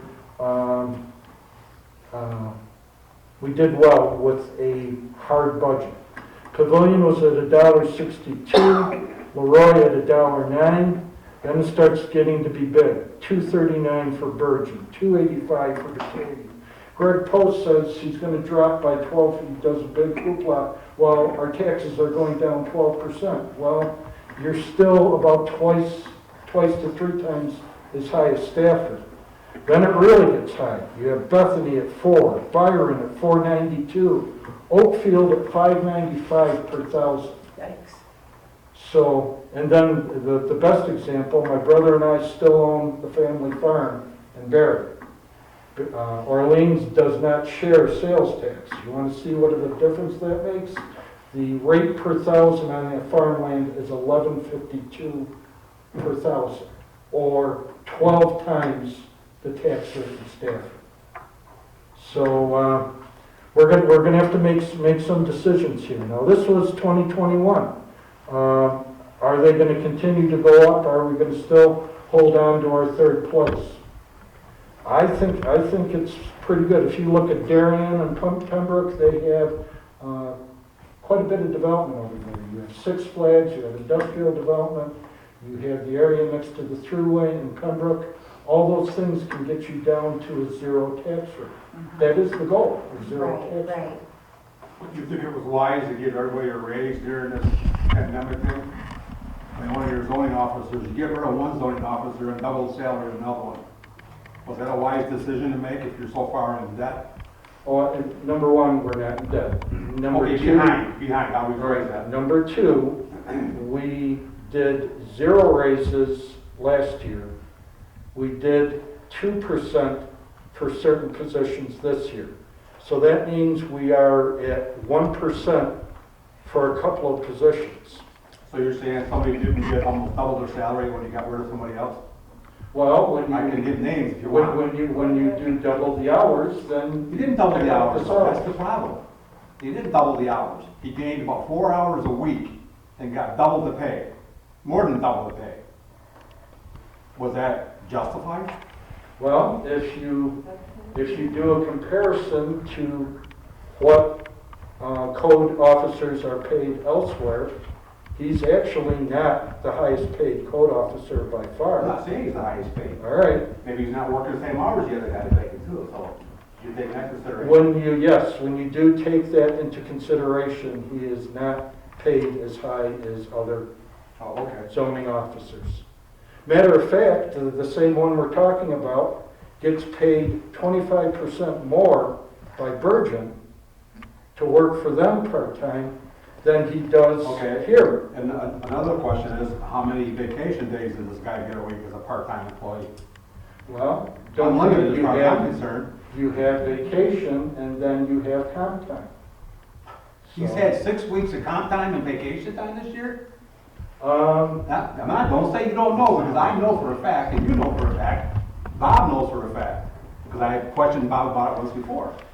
He said, well, geez, I don't know what you've got, that question was never asked before. He's salaried. Well, salaried people still get vacation time. They sort of don't get 6 weeks vacation time. all right, according to Jerry, he took three weeks. According to Jerry, he was gone 6 weeks this year. This year alone, since March. Because I tried getting a hold of him, because I was in the middle of building a pole barn. And I had to wait 4 months before I could get any answers back from him, because he was gone away. I went away, I come back, he's gone away again. He's been gone at least 6 weeks this year. Did you use his cell phone? Yes, I tried his cell phone, we tried emailing him, we tried texting him, no response whatsoever. And this man's doubled his salary and doing less work. My barn cost me $9,000 more because he wasn't around in March when I started this whole project. And I'm still dealing with it. I built under state inspectors. It's a luxury to I have don't care about local that. I'm not talking inspectors. about state inspector, I'm talking about our local inspector who's supposed to, the day my guy had to come down and dug his holes for my pole barn, Jerry was supposed to be there at 10 o'clock in the morning. I called him at 10:40 and he wasn't there yet. I'm paying these guys for sitting around doing nothing. I called him, oh, I'm right there. Why weren't you there at 10 o'clock like you're supposed to? We had an argument about it on my property. He swore to my wife. What kind of a man is that that's gonna swear the way he swore to my wife? And I heard it. No, then you should issue. I did mention it to Bob. I told Bob about it. What'd Bob do about it? I confronted him about it, he denied that he said. Oh, he denied it. Yep. Of course he denied it, because he lies. Well, I don't know that. Oh, yes, you do know that. No, I don't know that. He's been caught lying here before. I did pass your word on to him, I did. Okay, I'm done. Okay, there's another question, and I think you've already answered it. It just says, what would you do to help reduce property taxes in Stafford? And how would you accomplish this? And that's for the 3-town council. I would hope that if the state troopers and the sheriff would increase a little patrol around here, maybe you could get a few more tickets written. I think they've been slacking lately. But it'd be one of the things you could call out on. Hopefully you get some revenue back from that. It's kind of funny you said that, because I have called them, actually, to come down and patrol the corner of Horseshoe Lake and Pearl Road every single day when I was going to work. You have no idea how many times I People could have run the stop sign? I was watching it, run the stop sign, you know, and I can't believe it. It doesn't discriminate. I mean, it's young guys, middle-aged guys, young women, middle-aged women, older people. I'm like, oh my God. And I can see them coming down the road, believe it or not, and I can see their head going this way and that way, and then they shoot across, and they think they have enough time. And one time, they're not gonna have enough time. Well, there was an accident there just like a couple months ago. If you look at the tax rates, your throughway towns, Stafford at 89 cents, Leroy at $1.09, Pembroke at 51, and Batavia at 2.85. Right, They are the lower end of the group. right. Now, don't forget, the troopers do shift between towns. A while back, Pembroke was sky high. Pembroke was looking at about 500,000 in fines, but they're down now because they had simply shifted where they set up their speed traps over to there. Conversely, if you get too greedy and turn everything into parking tickets, like one of the towns tried to do, the troopers will move away from you and put their speed traps elsewhere. That's one thing I've always said. If you're being pulled over by a county sheriff, you must be really doing something, because the county's the only guy that doesn't get any of the money from issuing the ticket. It's split between the towns and the state. Kathy, do you have Margaret, any what was the input into question? that? Could you read the question Yes. again? What would you do to help reduce property taxes in Stafford, and how would you accomplish it? Well, one, I guess you'd have to really look at the budget and assessments. I really think, I don't know why we have to get assessed every year. I mean, I know the 100% assessment value, but it seems like every year mine's going up, excuse me, $10,000, $15,000, and I do nothing. I hate to even see what's going to go up now that the pole barn is up. But in some of my research I've been doing on the town of Stafford, the town of Stafford owns quite a bit of property. Is there not property that the town is not using that maybe we could sell, and that would go onto the tax rolls to get some tax money back? Where the parcel where the old town down the road, the highway, where the old highway department was. It's gone.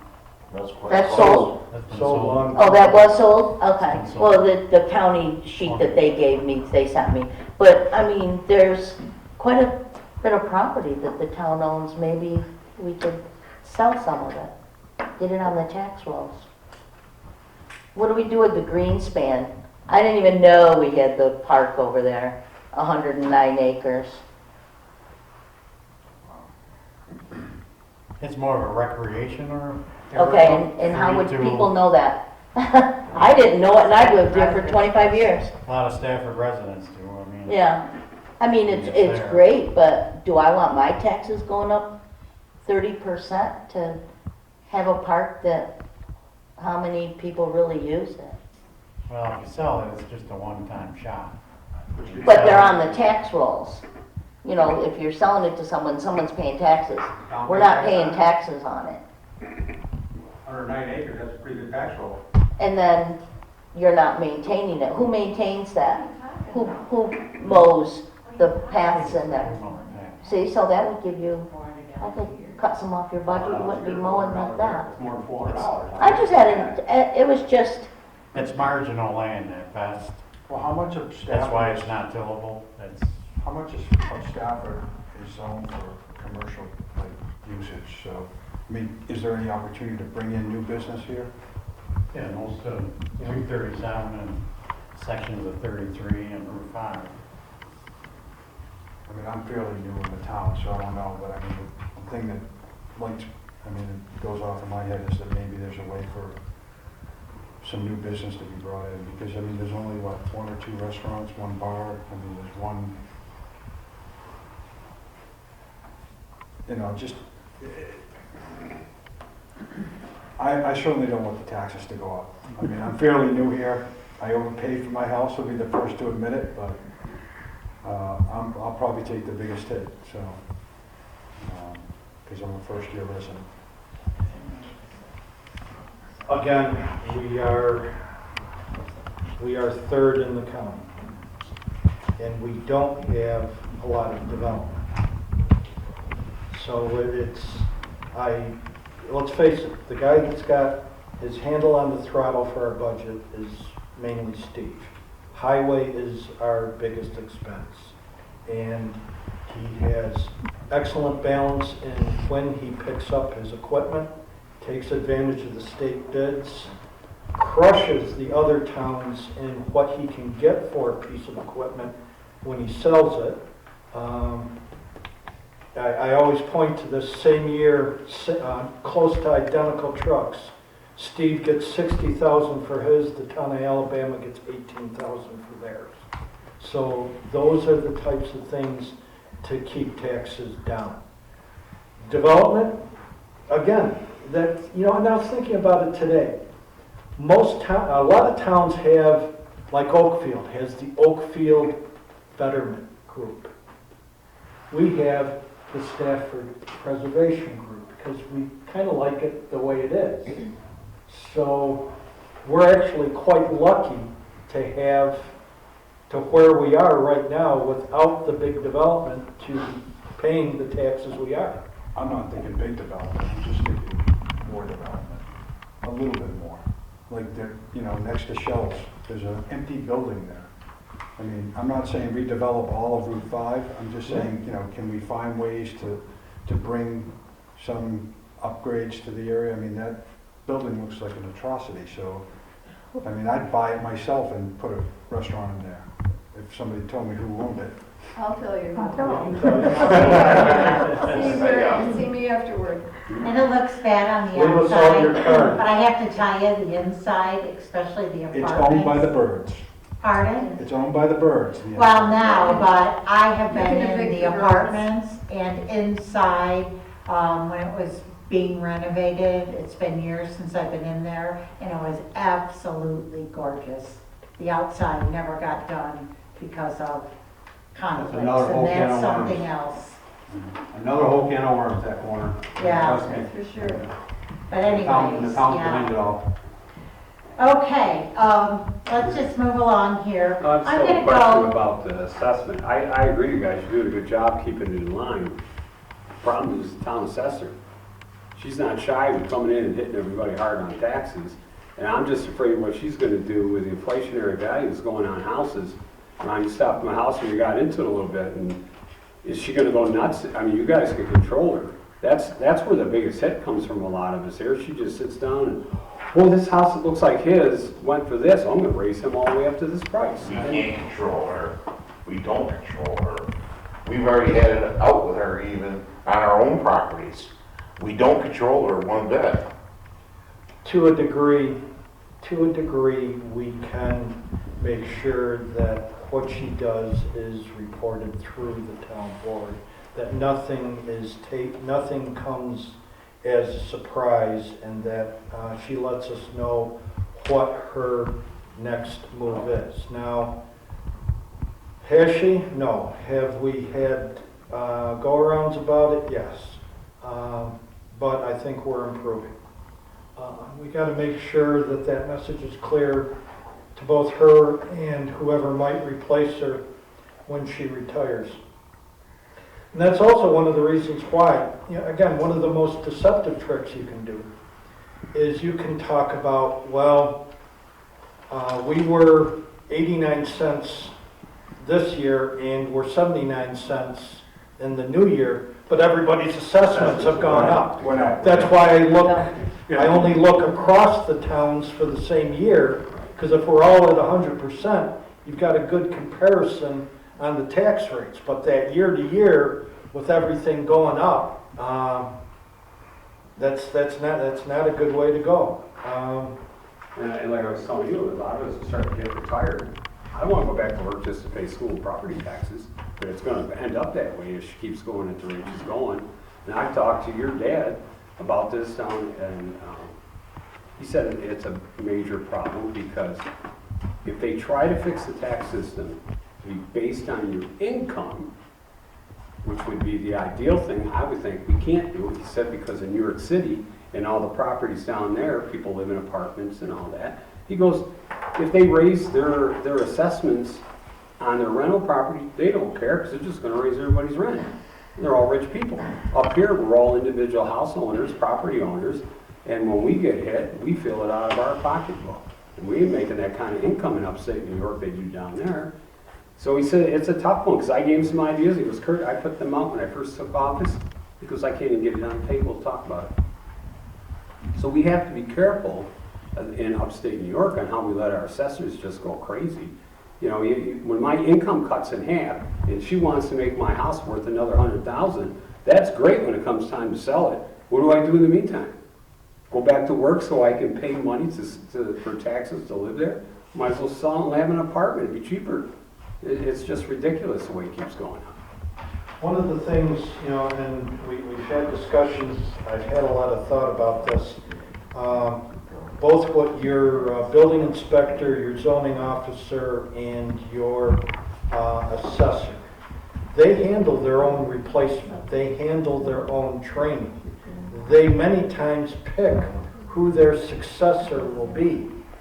If we had it where you got a degree, you got, say, a 2-year degree in assessment, or you got a degree in building inspection, then what you would do is you would have people, rather than they show up, we have to train them.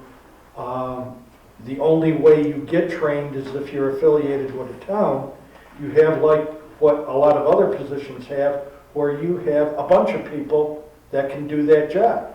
And then you have ready replacements, ready assistance on that. And they'll go a long ways in helping. Unfortunately, that's determined at levels above us, but if we start crowing about it, that's how we can make a change. So Margaret? Okay, is it okay if we just move along here? We do have a budget hearing coming up, though. You might tell people when it is and they could come out. Hearing. Oh, our next board meeting, we have the public hearing. November 8th, is it? Yep. Is there another workshop before that, though? No. There's been a request November for a 4th. date. Yeah. I turned in the 4th, and they asked me, what do you want? Okay, I'd like to address the next question to Brooks.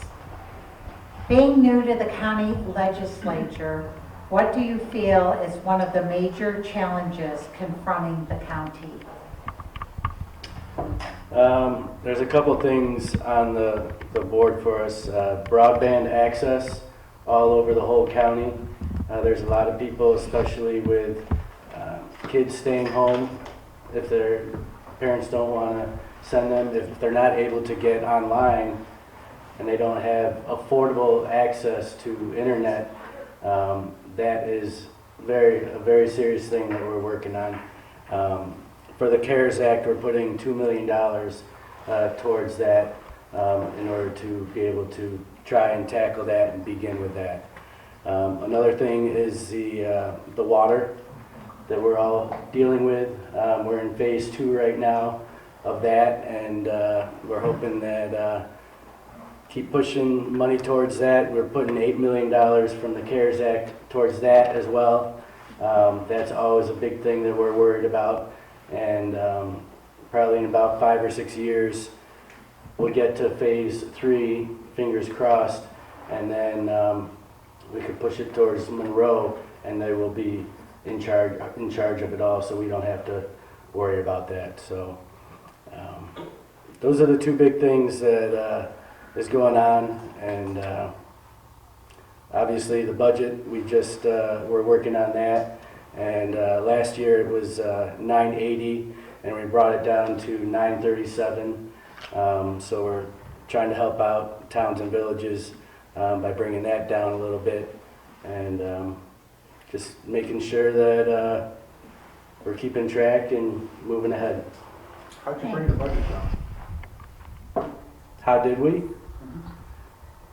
Just working through with Matt Landers and going through each department and making sure that people are spending only what they need to. And just with a fine-tooth comb and doing it that way. A lot of work. I probably had 10 to 12 budget meetings in the last 2 months, so a lot of time and effort, but I'm excited that we were able to bring it down. Brooks, another one of the questions on the same card is, what is your view on the decision to freeze our sales tax revenue to the towns for the foreseeable future? Can you repeat that, please? Yes. What is your view on the decision to freeze sales tax revenue to the towns for the foreseeable future? We worked with all of the towns, and we had an agreement that it's now set at $10 million, that it would be prorated with all of that. In the past, we have, before I was even around, I believe it was 14 million at one time, but yet we weren't able to afford all of the things that we were trying to do as a county. So we wanted to make ourselves financially whole. So with the agreement with all the water and all of the towns, everybody came to an agreement that it would be set at $10 million. And if we did make more sales tax than normal, if it's feasible, we would do reserve funding as well. We would share what on top of that, what we got. Thank you. Okay, so it appears the hot topic for the night is going to be solar. All of the questions that I currently have in hand are about solar. I'm going to try to break them down and ask them in a manner which I hope will be not only acceptable to you folks on the panel, but also to the audience. The first one is for Ron Panick. Where do we stand with solar development in Stafford, and why didn't we simply ban them? All right. When you have a product that is in common use all around you, you would open yourself up to likely a lawsuit, likely at a very low level, to overturn if you just try a straight ban. So what we have done instead, we did it on the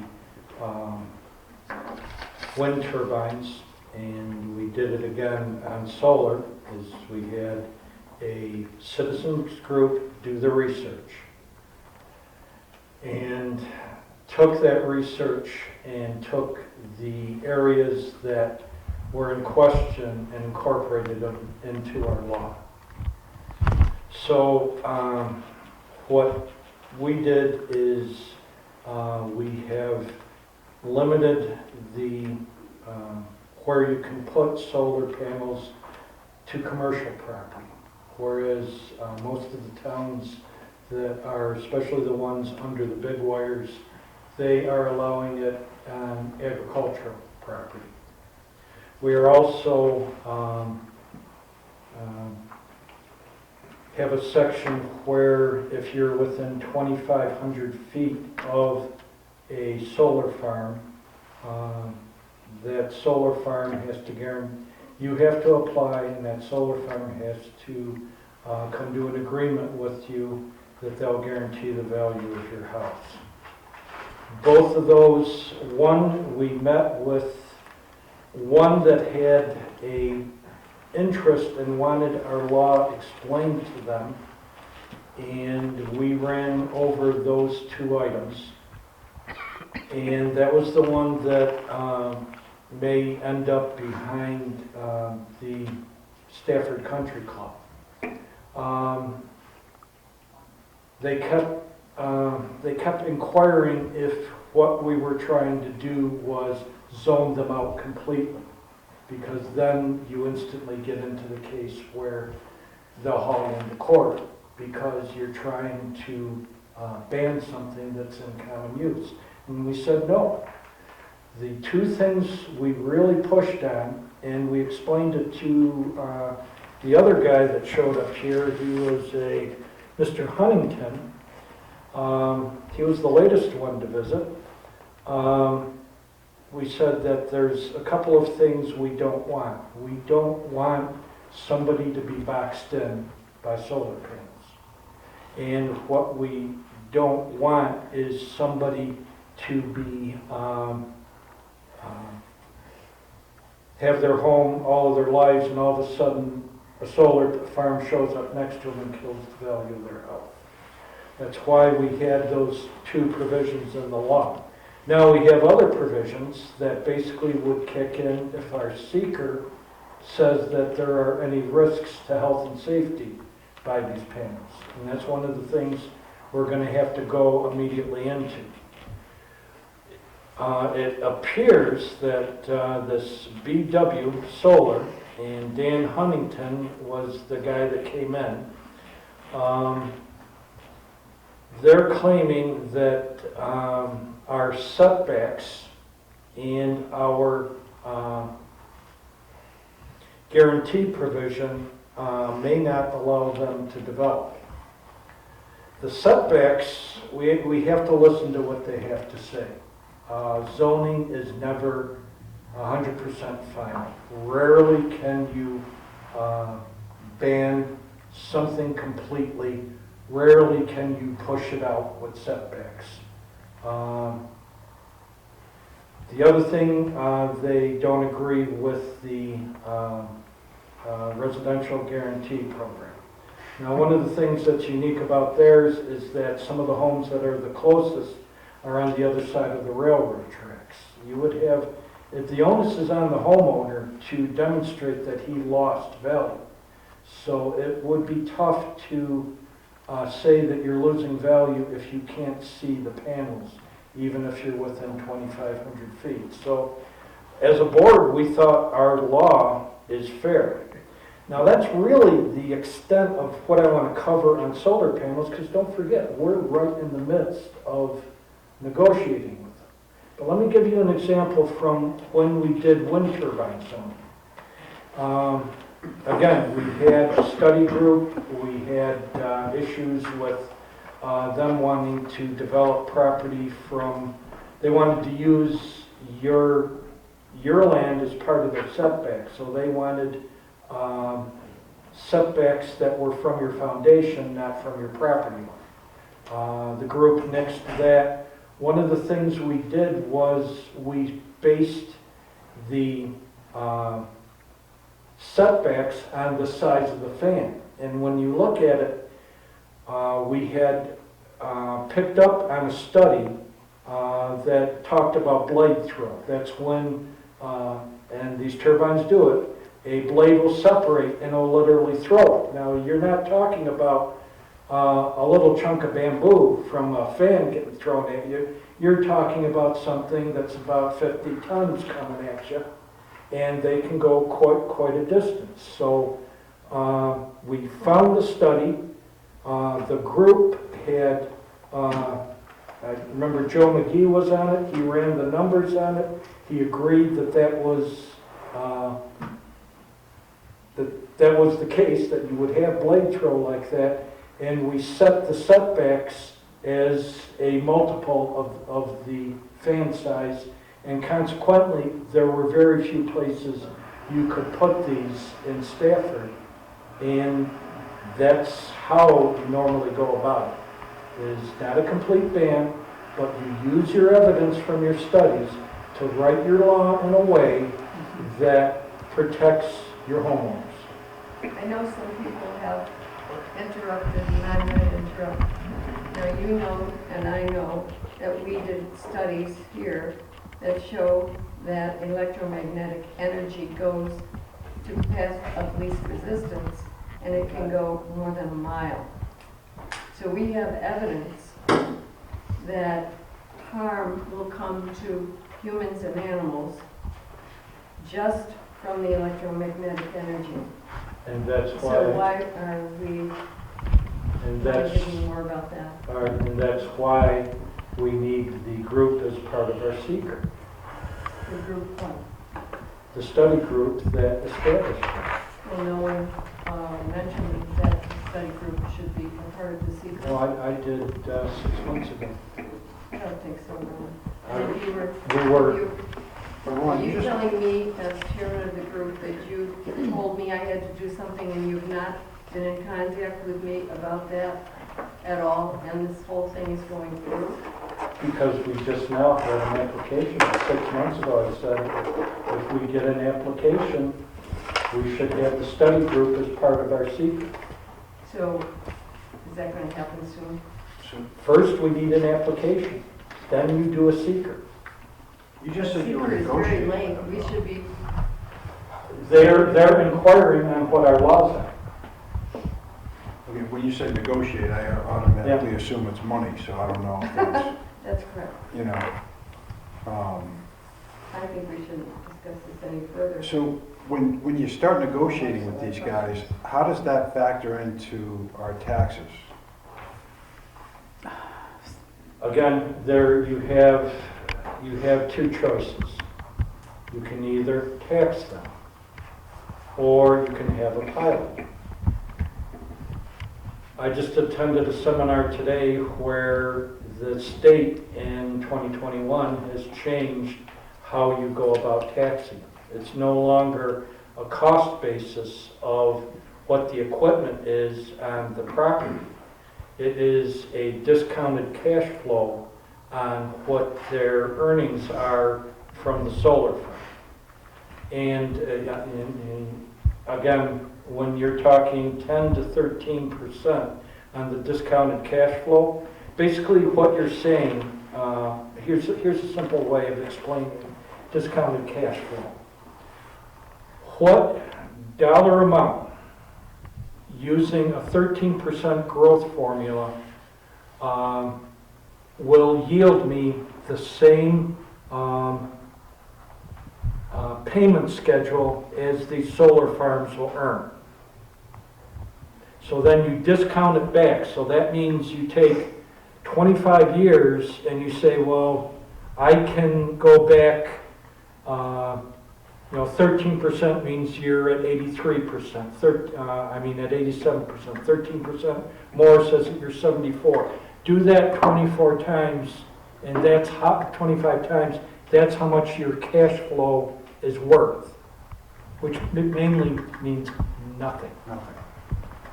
There are a lot of things that the state gives us what they should be assessed for. Here's a good example. I always find this humorous. Before we got cable down where we are on Thwing Road, we would ask Spectrum, what would it cost? And they said, we can have cable at your house for $22,834 to go from Morganville to Thwing Road. So that's about 2,000 feet. Well, I asked the question of Ann, well, if they want to charge me $22,000 to run that chunk of wire 2,000 feet, how much is all the chunks of wire in Stafford worth? And she goes, oh no, that's a state formula. We can't charge near that amount. So, and that's what's occurring if you tax them. Part of the problem is now when we try to negotiate a pilot, we don't have that stick that says this is on a cost basis, this is how much we would tax you for on your solar farm. Now it's akin to how they do farms, because farms you do on the value of the crops that could come off of it based on the type of soils that you have. That's how they value farmland in agricultural zones. So now what you have is they're going to use the discounted cash flow to say what these solar farms are worth. You either do that or you do a pilot. Now, one of the other problems we have is that if we go with taxation, the county can come in and through the development people, they can write a pilot themselves. And it's not looking like solar is going to be very lucrative for any of these towns. Because if you think about it, they're talking, these guys over by the college, they're looking at 10 megawatts. So then they're saying, well, a good pilot, one like we've negotiated and like they've negotiated in Byron, gives you 6,000 assessed value, $6,000 per megawatt.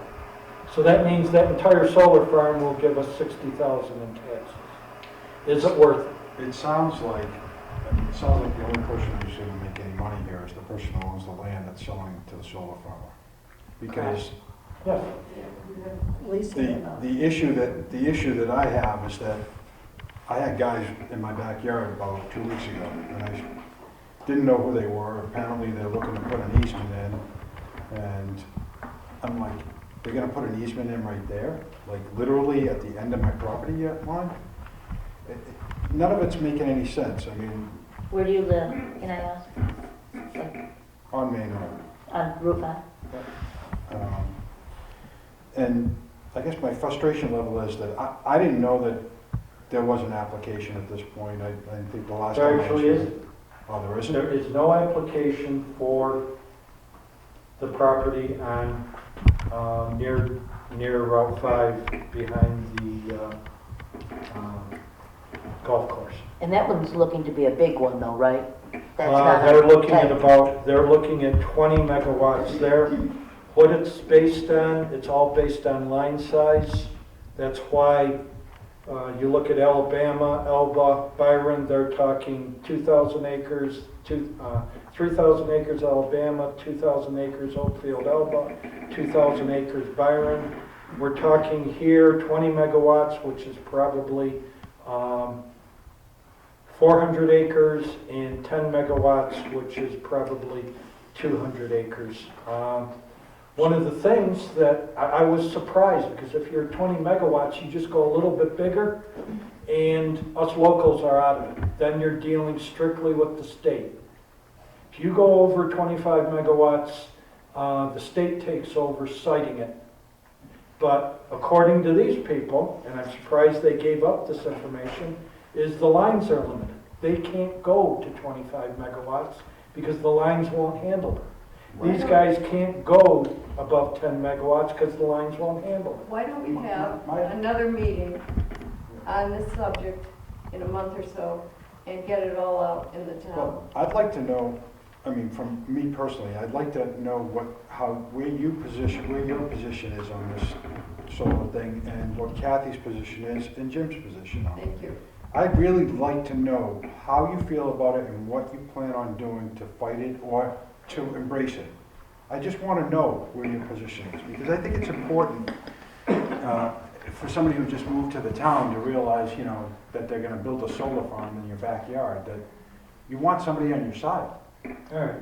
Can I go? So- I'll go. Okay, I just want to, I do have a lot of questions here about solar, and we're definitely going to answer that.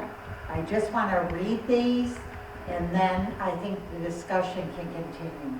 So after 3 years of study by the Solar Committee, the town board wrote a solar law based on findings from the committee.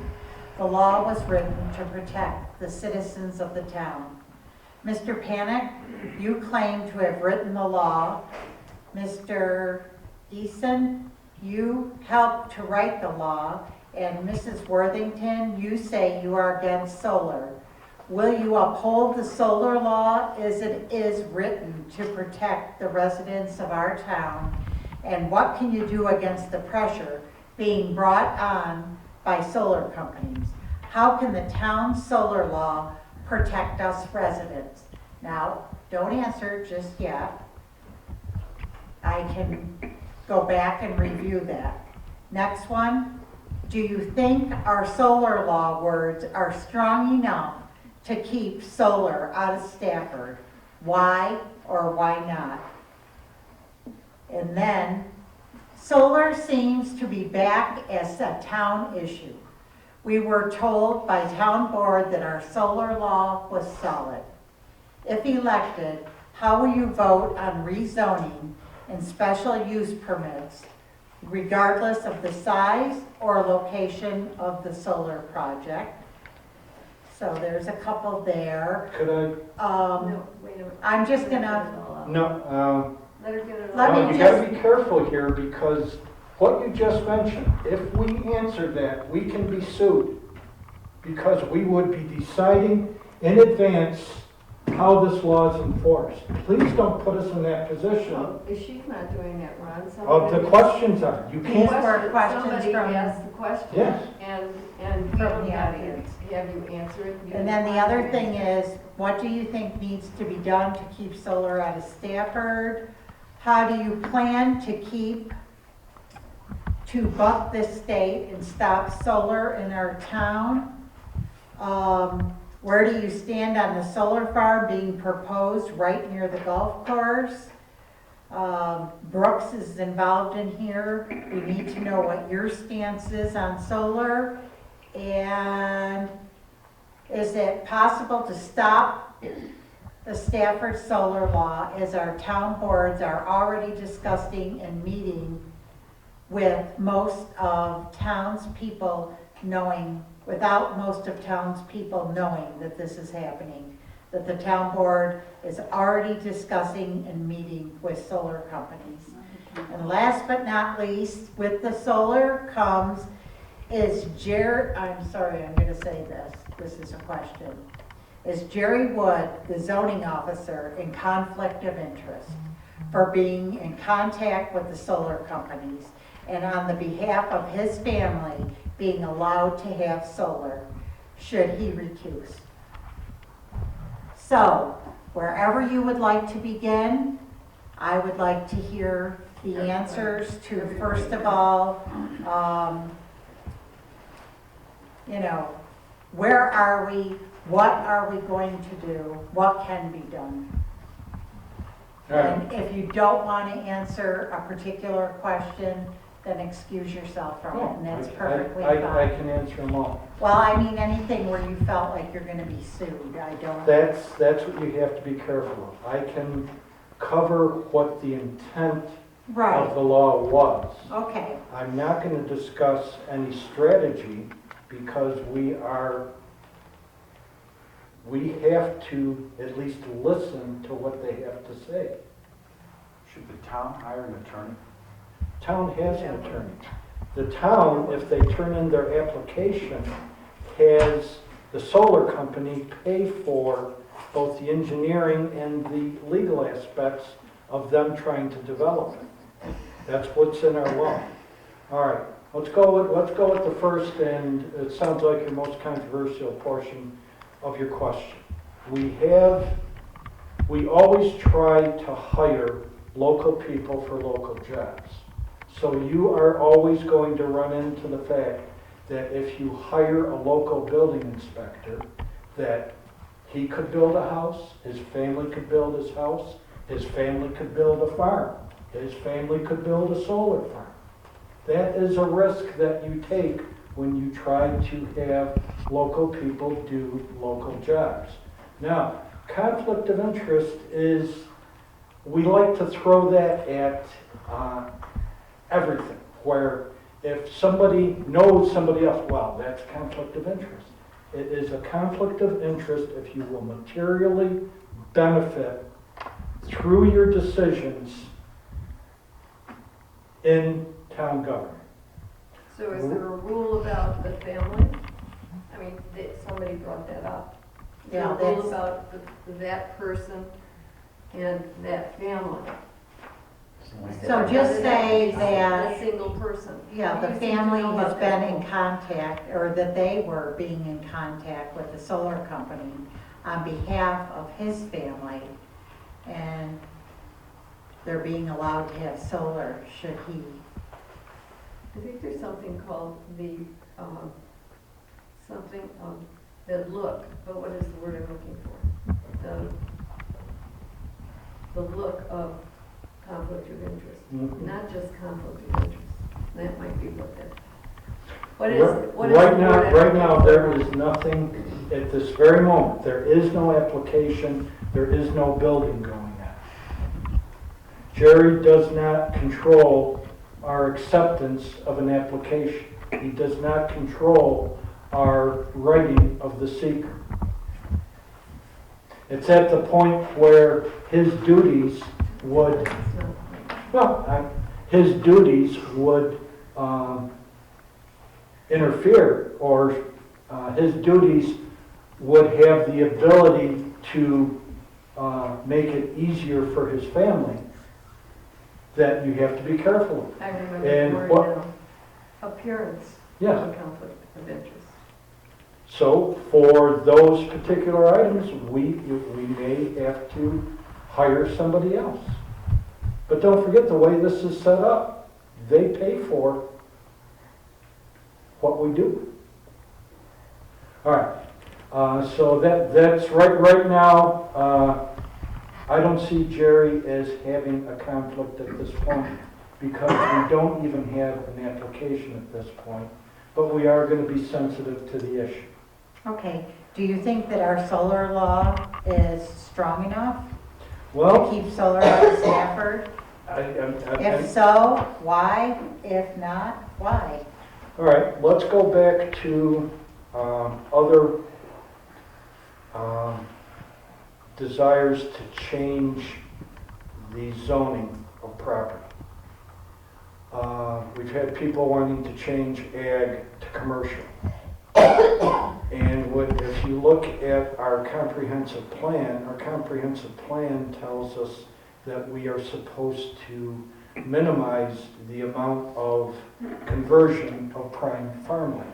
That's one of the reasons why we wrote the law with the way we did, was to try to direct any type of solar development to property that wasn't any good for farming, which normally that's what your commercial property would be.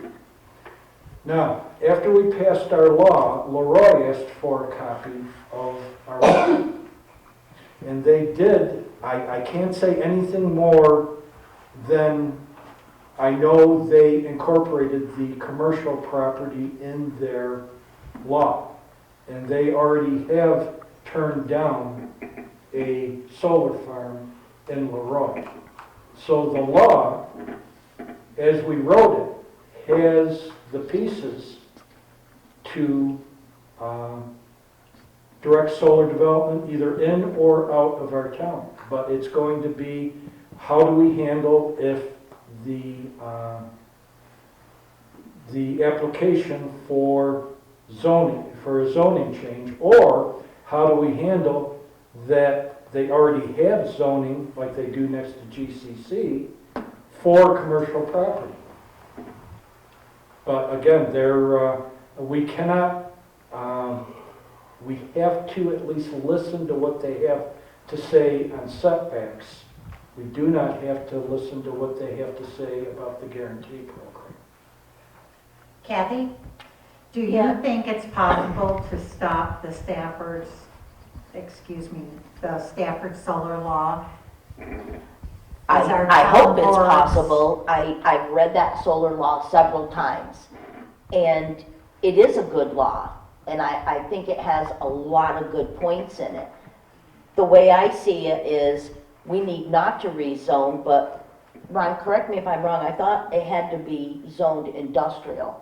They can build it Yes. on commercial? Industrial, no, not commercial. And not, okay. Industrial. Industrial. So if we don't allow this one particular piece of property that's down near the college, I don't see any other, well, they're up on It the is. college road is industrial. Yes. But the one behind your house wouldn't be industrial, that's all farmland. So I would just say, I think if the town stays firm with the no rezoning to industrial, and the property value, we already know how much our assessments are going up. How can they we gotta keep that guarantee in. that our property value is not gonna go down. Heck, the economy could go in the toilet in 2 years like it did a few years ago, and all of our assessments are gonna tank, and we're not gonna be able to sell our houses. And I don't think the assessor is gonna come in and say, you know, we're gonna lower your assessment 60,000. I don't ever see that happening. So one, the whole rezoning into industrial and I don't even wanna get into the safety aspect of it and the health. And no special use permits. I mean, the town can, according to our law, can stop it with those two. No industrial zoning, no special use permits, and don't get rid of the 2,500 feet in the guaranteed property. Again, I think we have a solid case of trying to stop it. again, be careful. We have to listen to what they have to say. Yeah, we can listen and then say, no, we're not going to. We don't want it.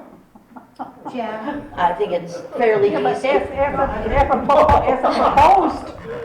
a proposed council person, you're putting yourself on the slate now, saying that you can tell them yes or no. Well, I would tell them yes or no, yes. I'm sorry, I don't feel solar should be allowed in our town. That's why we got If that's why we worked wrote on the this law, solar thing. if that's why we wrote this law. Exactly. I'm guessing, I'm trying to figure out where you guys stand, and I know, Ron, you haven't really come out and said it, but I know we have to listen to what they have to say, but are we gonna make concessions to accommodate them, or are we gonna, like Kathy said, live to the letter of the law that was written? We have to watch what we do because the state. Why did we write the law then? No. I guess I'm getting frustrated. Here's a good example. We wanted to send out a letter saying that we have people interested in our town. Our attorney, how would you describe how Mark got about that? He jumped right straight up in the air. No, you can't do that because you're saying in advance you have already decided the issue. But what I keep saying is that we did a study. We wrote a law. Our people are telling us if you don't change the law, we can't build. That should tell you where we are. But what I'm not going to say is that we have done that law with the express reason of keeping solar out. I get that. Because you will end up in court. Have I expressed myself adequately? Jim? How will you vote on rezoning and special use permits regardless of size or location of solar projects? We're gonna have to watch how they handle it, who they are, and I want to stick to our guns of what we've already set our boundaries at. But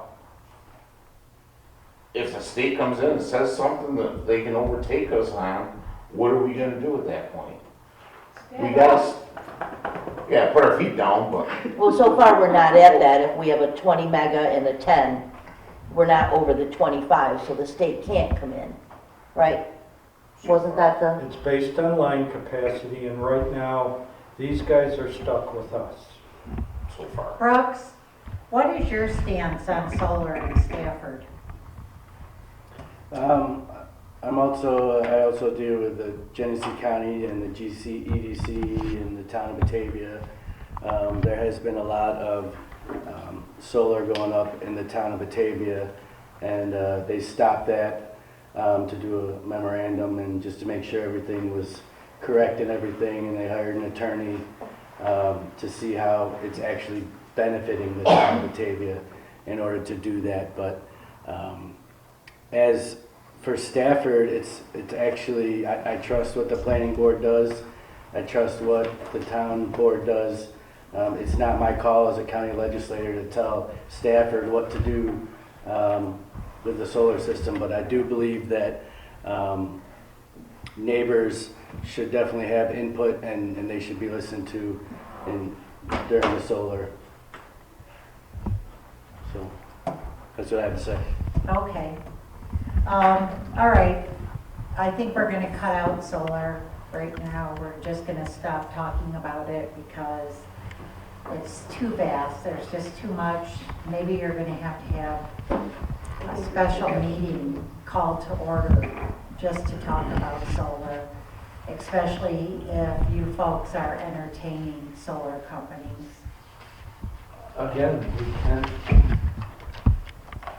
we can't turn them down. We will I get understand sued. that, but I think that the town When will the needs people to have know a that. voice, though? Like, at what point will the citizens and the people of the town be able to talk to these folks? Right. And Good express example. They will need, if they do the one behind the college, they will need a change of zoning. There is public input into all changes of zoning. Isn't it already industrial? The one by the college is, this one over here is. Oh, okay. And do I keep saying commercial? I mean industrial. Industrial, yeah. There is no commercial involved in this. There is ag and industrial. Yeah. The other towns are allowing it on ag. We are only allowing it on industrial. Yeah. And that's the only industrial other than the stone. And just so you remember history, remember that we had very close to you a property that they wanted to make commercial. And Felipe was sitting right about over there, and he reminded us that if you disregard your comprehensive plan that does not show commercial property being in the area where that commercial property was, you are opening yourself up to a Section 78 lawsuit. So So now we've got. let's look at it. Okay. Let's look at history. Okay, understood. But I still think it's really important that the townspeople are made aware of what you're saying. And I really think it would behoove the town board to call a special public forum meeting so that they know that the town is entertaining solar companies. And notify the people. And notify the people, yes, notify the people and that this is being done. And I do think that we need to get this information out. I think it's very important, it's a very hot topic. So with that said, we'll just move on to a few other questions because the brownies are calling my name. I promised I was going to be very formal tonight and not be my regular crazy self, and I'm starting to go off the edge here a little You bit. always struck me as very formal. Tonight, I've been very All the formal. time. All the time? Yeah, you always said, now we're on. I'm always wild and crazy. Okay, so let's go to Steve, change it up a bit. Is the highway department in charge of picking up dead animals? On town highways, Actually. Okay, just on the town highways, the town is responsible for picking up dead animals.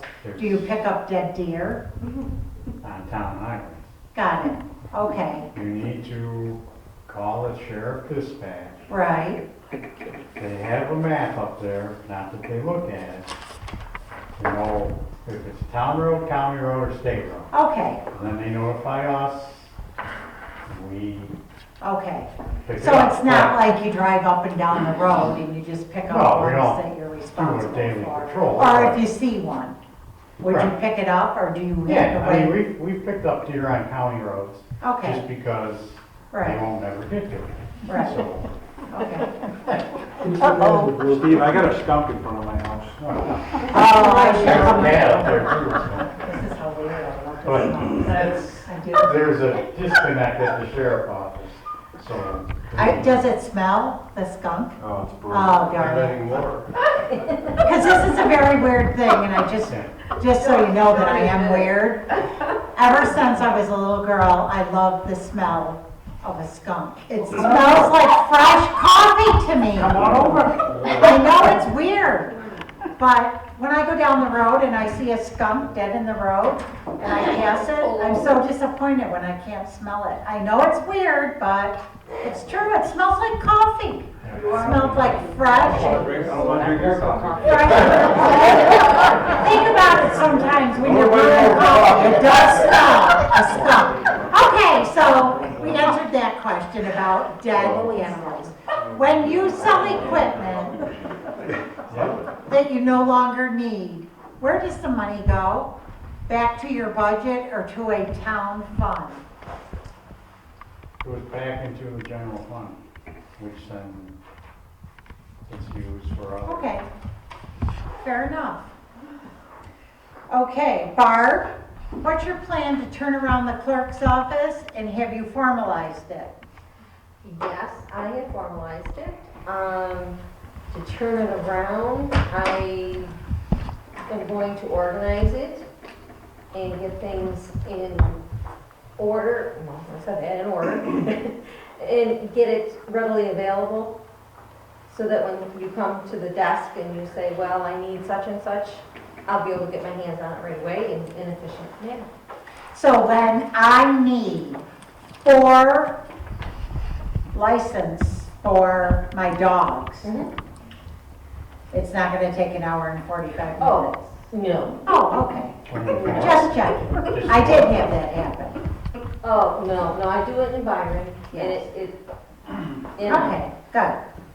Okay, Ron, you're up again. I feel bad because like Jim, 30 seconds though. you've hardly had any time to talk, but I'm just doing what the public wants here. How can you increase the interaction of the citizens and the TMB, or town board? Can I what? How can you increase the interaction of the citizens of Stafford and the town board? Is there a way to do that? Well, I think we have done that in quite a few ways.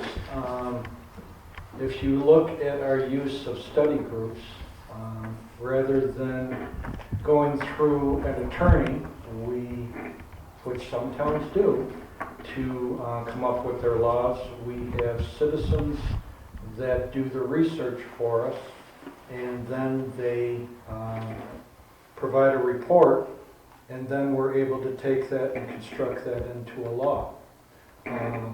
Wind was one where they did their research and we internally did a law to match. Fracking, they did their research and we were lucky enough to get an attorney who had retired to do the law.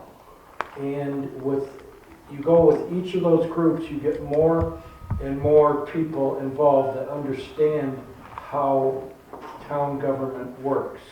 Again, with solar, we had an even more extensive report. It went from, wasn't the solar report 750 pages long? Yeah. So we get extensive work out of our citizens that join those groups, and now we have them to turn to when we go to do the seeker. So I think that's something that we've taken advantage of in Stafford that other towns have not. Where it goes poorly is when people get involved at the wrong point, where if it's a zoning issue, you need to be on top of it at the planning board. I mean, a good example, when you had a zoning change going on near your property, you were at the planning board to complain or to give your input right there. There are places where your input goes much easier, where if you try to catch it right at the end, many times our hands are tied. where we're there as the group that checks to make sure you've done all your steps legally. And if they have done all their steps legally, you have to move forward with what's being done. So if you want that process to go better, you have to get involved at the right places in the process. Okay, I think, this is just me thinking, but I think that the question is lending itself more towards solar and how you could increase the interaction of the citizens. It doesn't say that, but I think that's what it's implying is how can you increase the interaction of the citizens with the town board? And I think you answered it in a way where it applies to certain situations, but I think what they're trying to say is what we just had talked about, that it would be a good thing to draw the citizens in to a informational meeting about solar. But you have to be careful that you don't leave the impression that you have prejudged. Oh, right. But I'm just saying, provide the information without implying that you Citizens have can prejudge. prejudged. I mean, if I say to them, I don't want this thing, that's not a reflection of the board. That's my opinion. I'm entitled to that. And I want to be able to get more people in this town to be able to do that, you know? I think that's really what we need, and that's why I think that the question probably came up. It wasn't my question, but I think if you look at it, the more people that are at these meetings and are aware of this, and they see the opposition from the citizens here, they're probably less likely to try to push this home. Right. And I think this is where it comes in that we need to have more interaction with the town board. We need to talk to our neighbors. We need to talk to our friends. I mean, because Stafford is a beautiful place to live, and we certainly don't want it being, And there is a law scarred on the books in that any allows us to do Zoom meetings, just for the record. The state has a law on the books that allows us to do Zoom meetings. The state has suspended the law. I was just reading it online, but maybe I'm wrong. It is right now, the open meeting law is on suspension. Please, when you go home, look up New York State open meeting law. Read through what they expect an open meeting is. Okay. Ron, what is your position on the cannabis option? And I am not asking this question. All right, we have right now, by December 31st, we either have to opt in or opt out. As usual, the same people that gave you bail reform have given you the cannabis law with absolutely no rules or regulations written at this point. It was perhaps a month ago that they kicked off the cannabis commission that is going to write the law, but they want us to decide whether we opt in or opt out. Now, if you opt in, you're always in. You can't opt back out. If you opt out, you can then opt in at a later period of time. So I'm in favor of opting out, just because it reserves our ability to make a decision at a later point.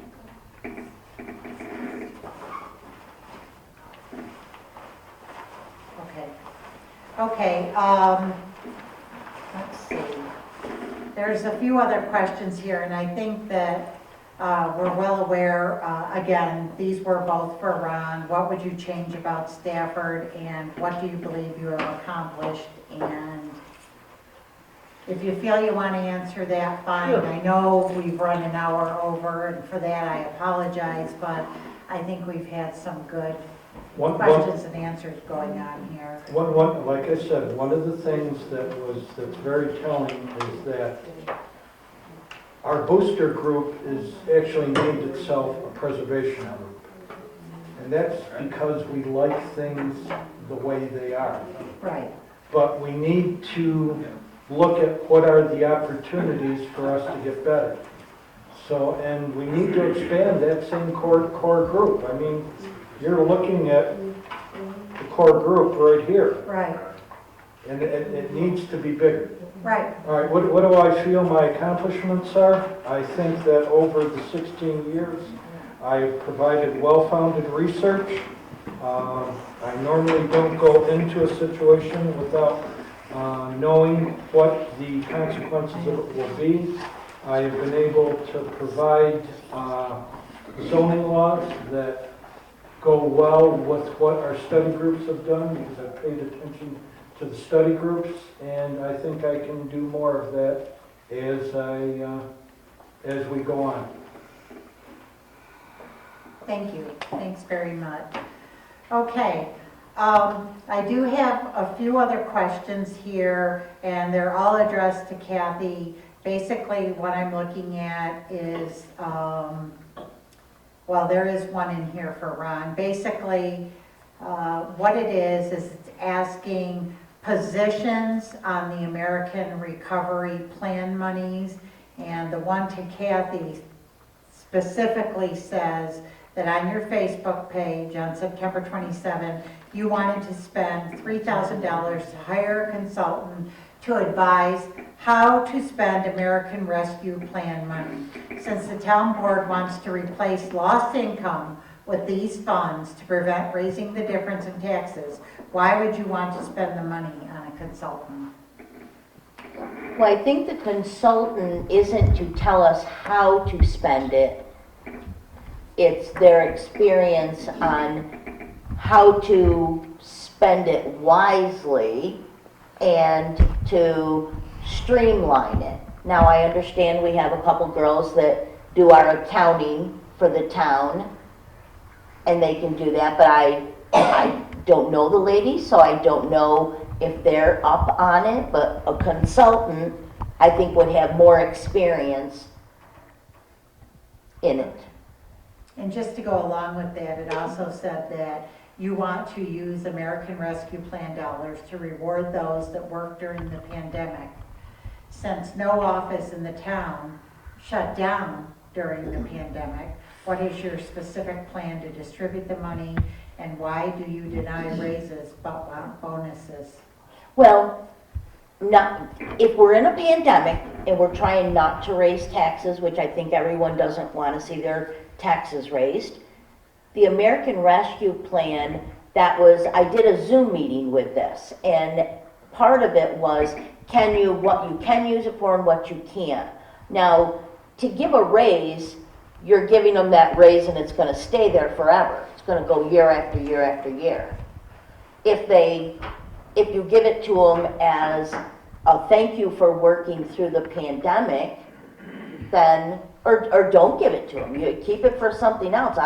I'm all for replacing it, but I don't think, we're still in a pandemic. It hasn't gone away. Right. So, I just think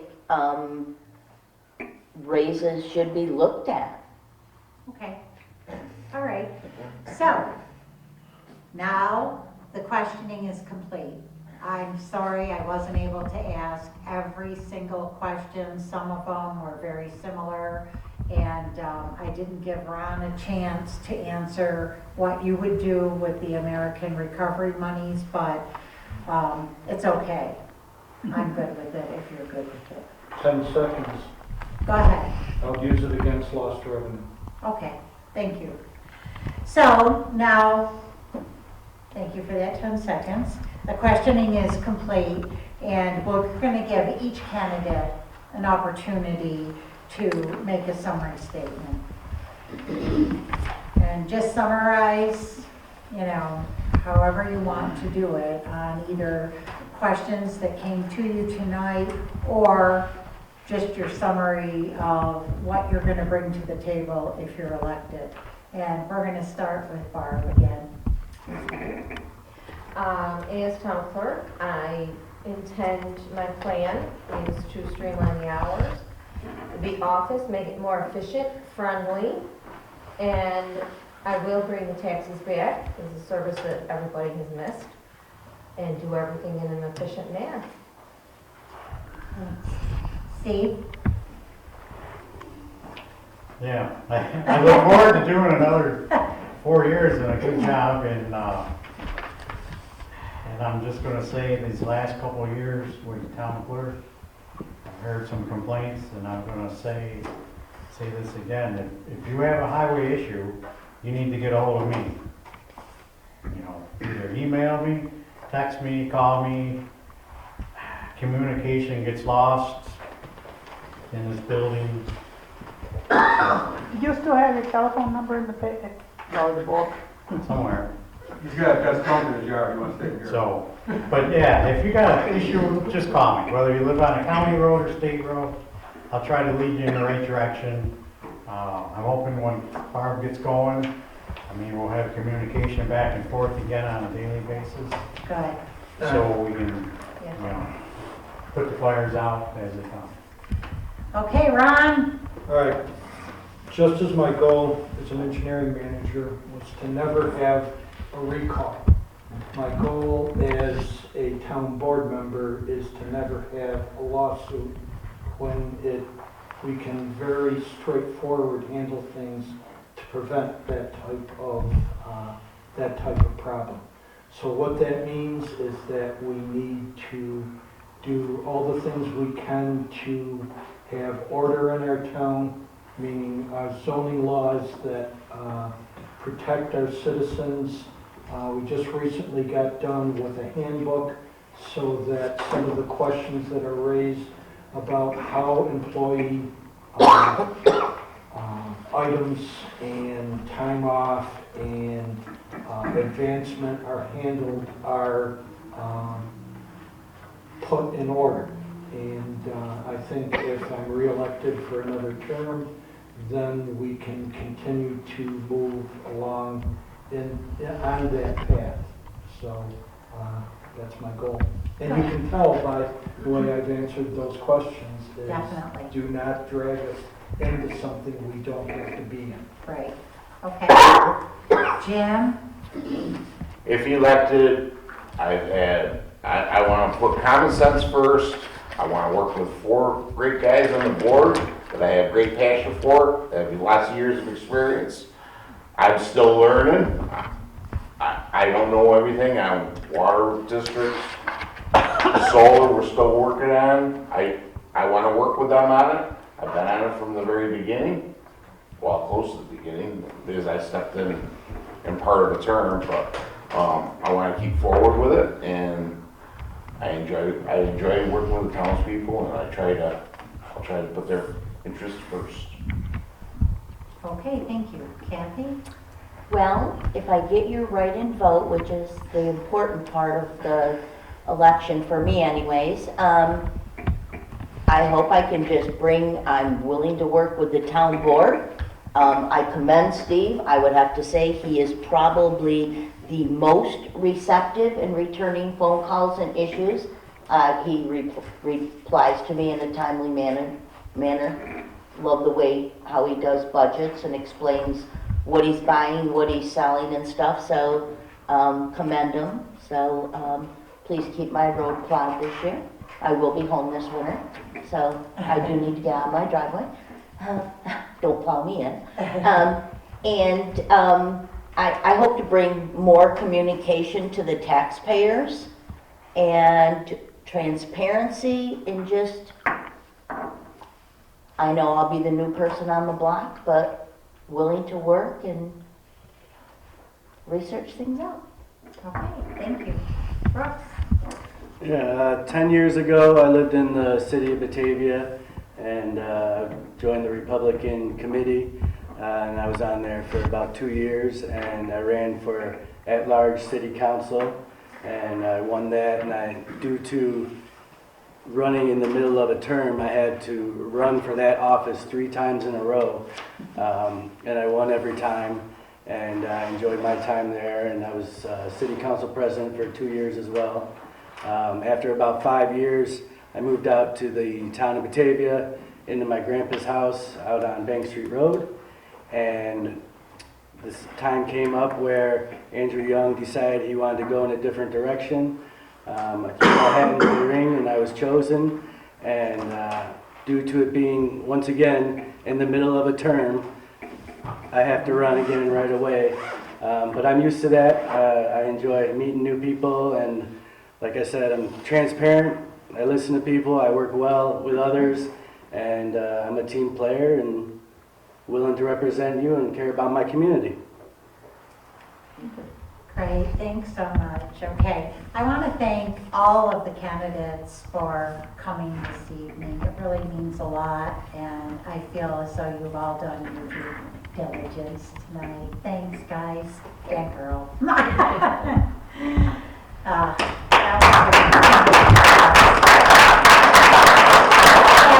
to you, the audience, I hope this evening's forum is giving you an enhanced glimpse into our candidates and the issues for which you may be concerned. And it helps you consolidate your decisions at the voting booth for November 2nd. Per usual, our town is facing important election issues this November. One of the popular beliefs is that voting doesn't matter, that special interest groups have all the power, and that individuals have no control over government and politics. Your vote is an opportunity to have your say over those policies imposed by the powerful on the powerless. So just remember that. You may know this, but this election is about you, your family, your health, your safety, your environment, and your civil liberties. Take time to find out which major issues could affect our town, county, and state. Please carefully review the 5 ballot proposals. I think you all received a copy of them on your chair, and understand what your vote means. And we urge you to take the next step and exercise that vote on Tuesday, November 2nd. The polls will be open from 6 a.m. to 9 p.m. And we're going to be making, in just 1 second here, the drawing for the scrumptious vote pie made by Linda Call. But before we do that, I just want to say 2 other things. Please remember the Historical Society will be having their bake sale on Election Day. It's fabulous. You don't want to miss out on that. And we're going to who? Somebody draw for that? We're gonna hit Brooks. Brooks! Okay. Did you put your name in there? I did. It's okay if you pull it I'll out. throw it back in if I pick my name. No. So go ahead. Drum roll. Barb Bradley. And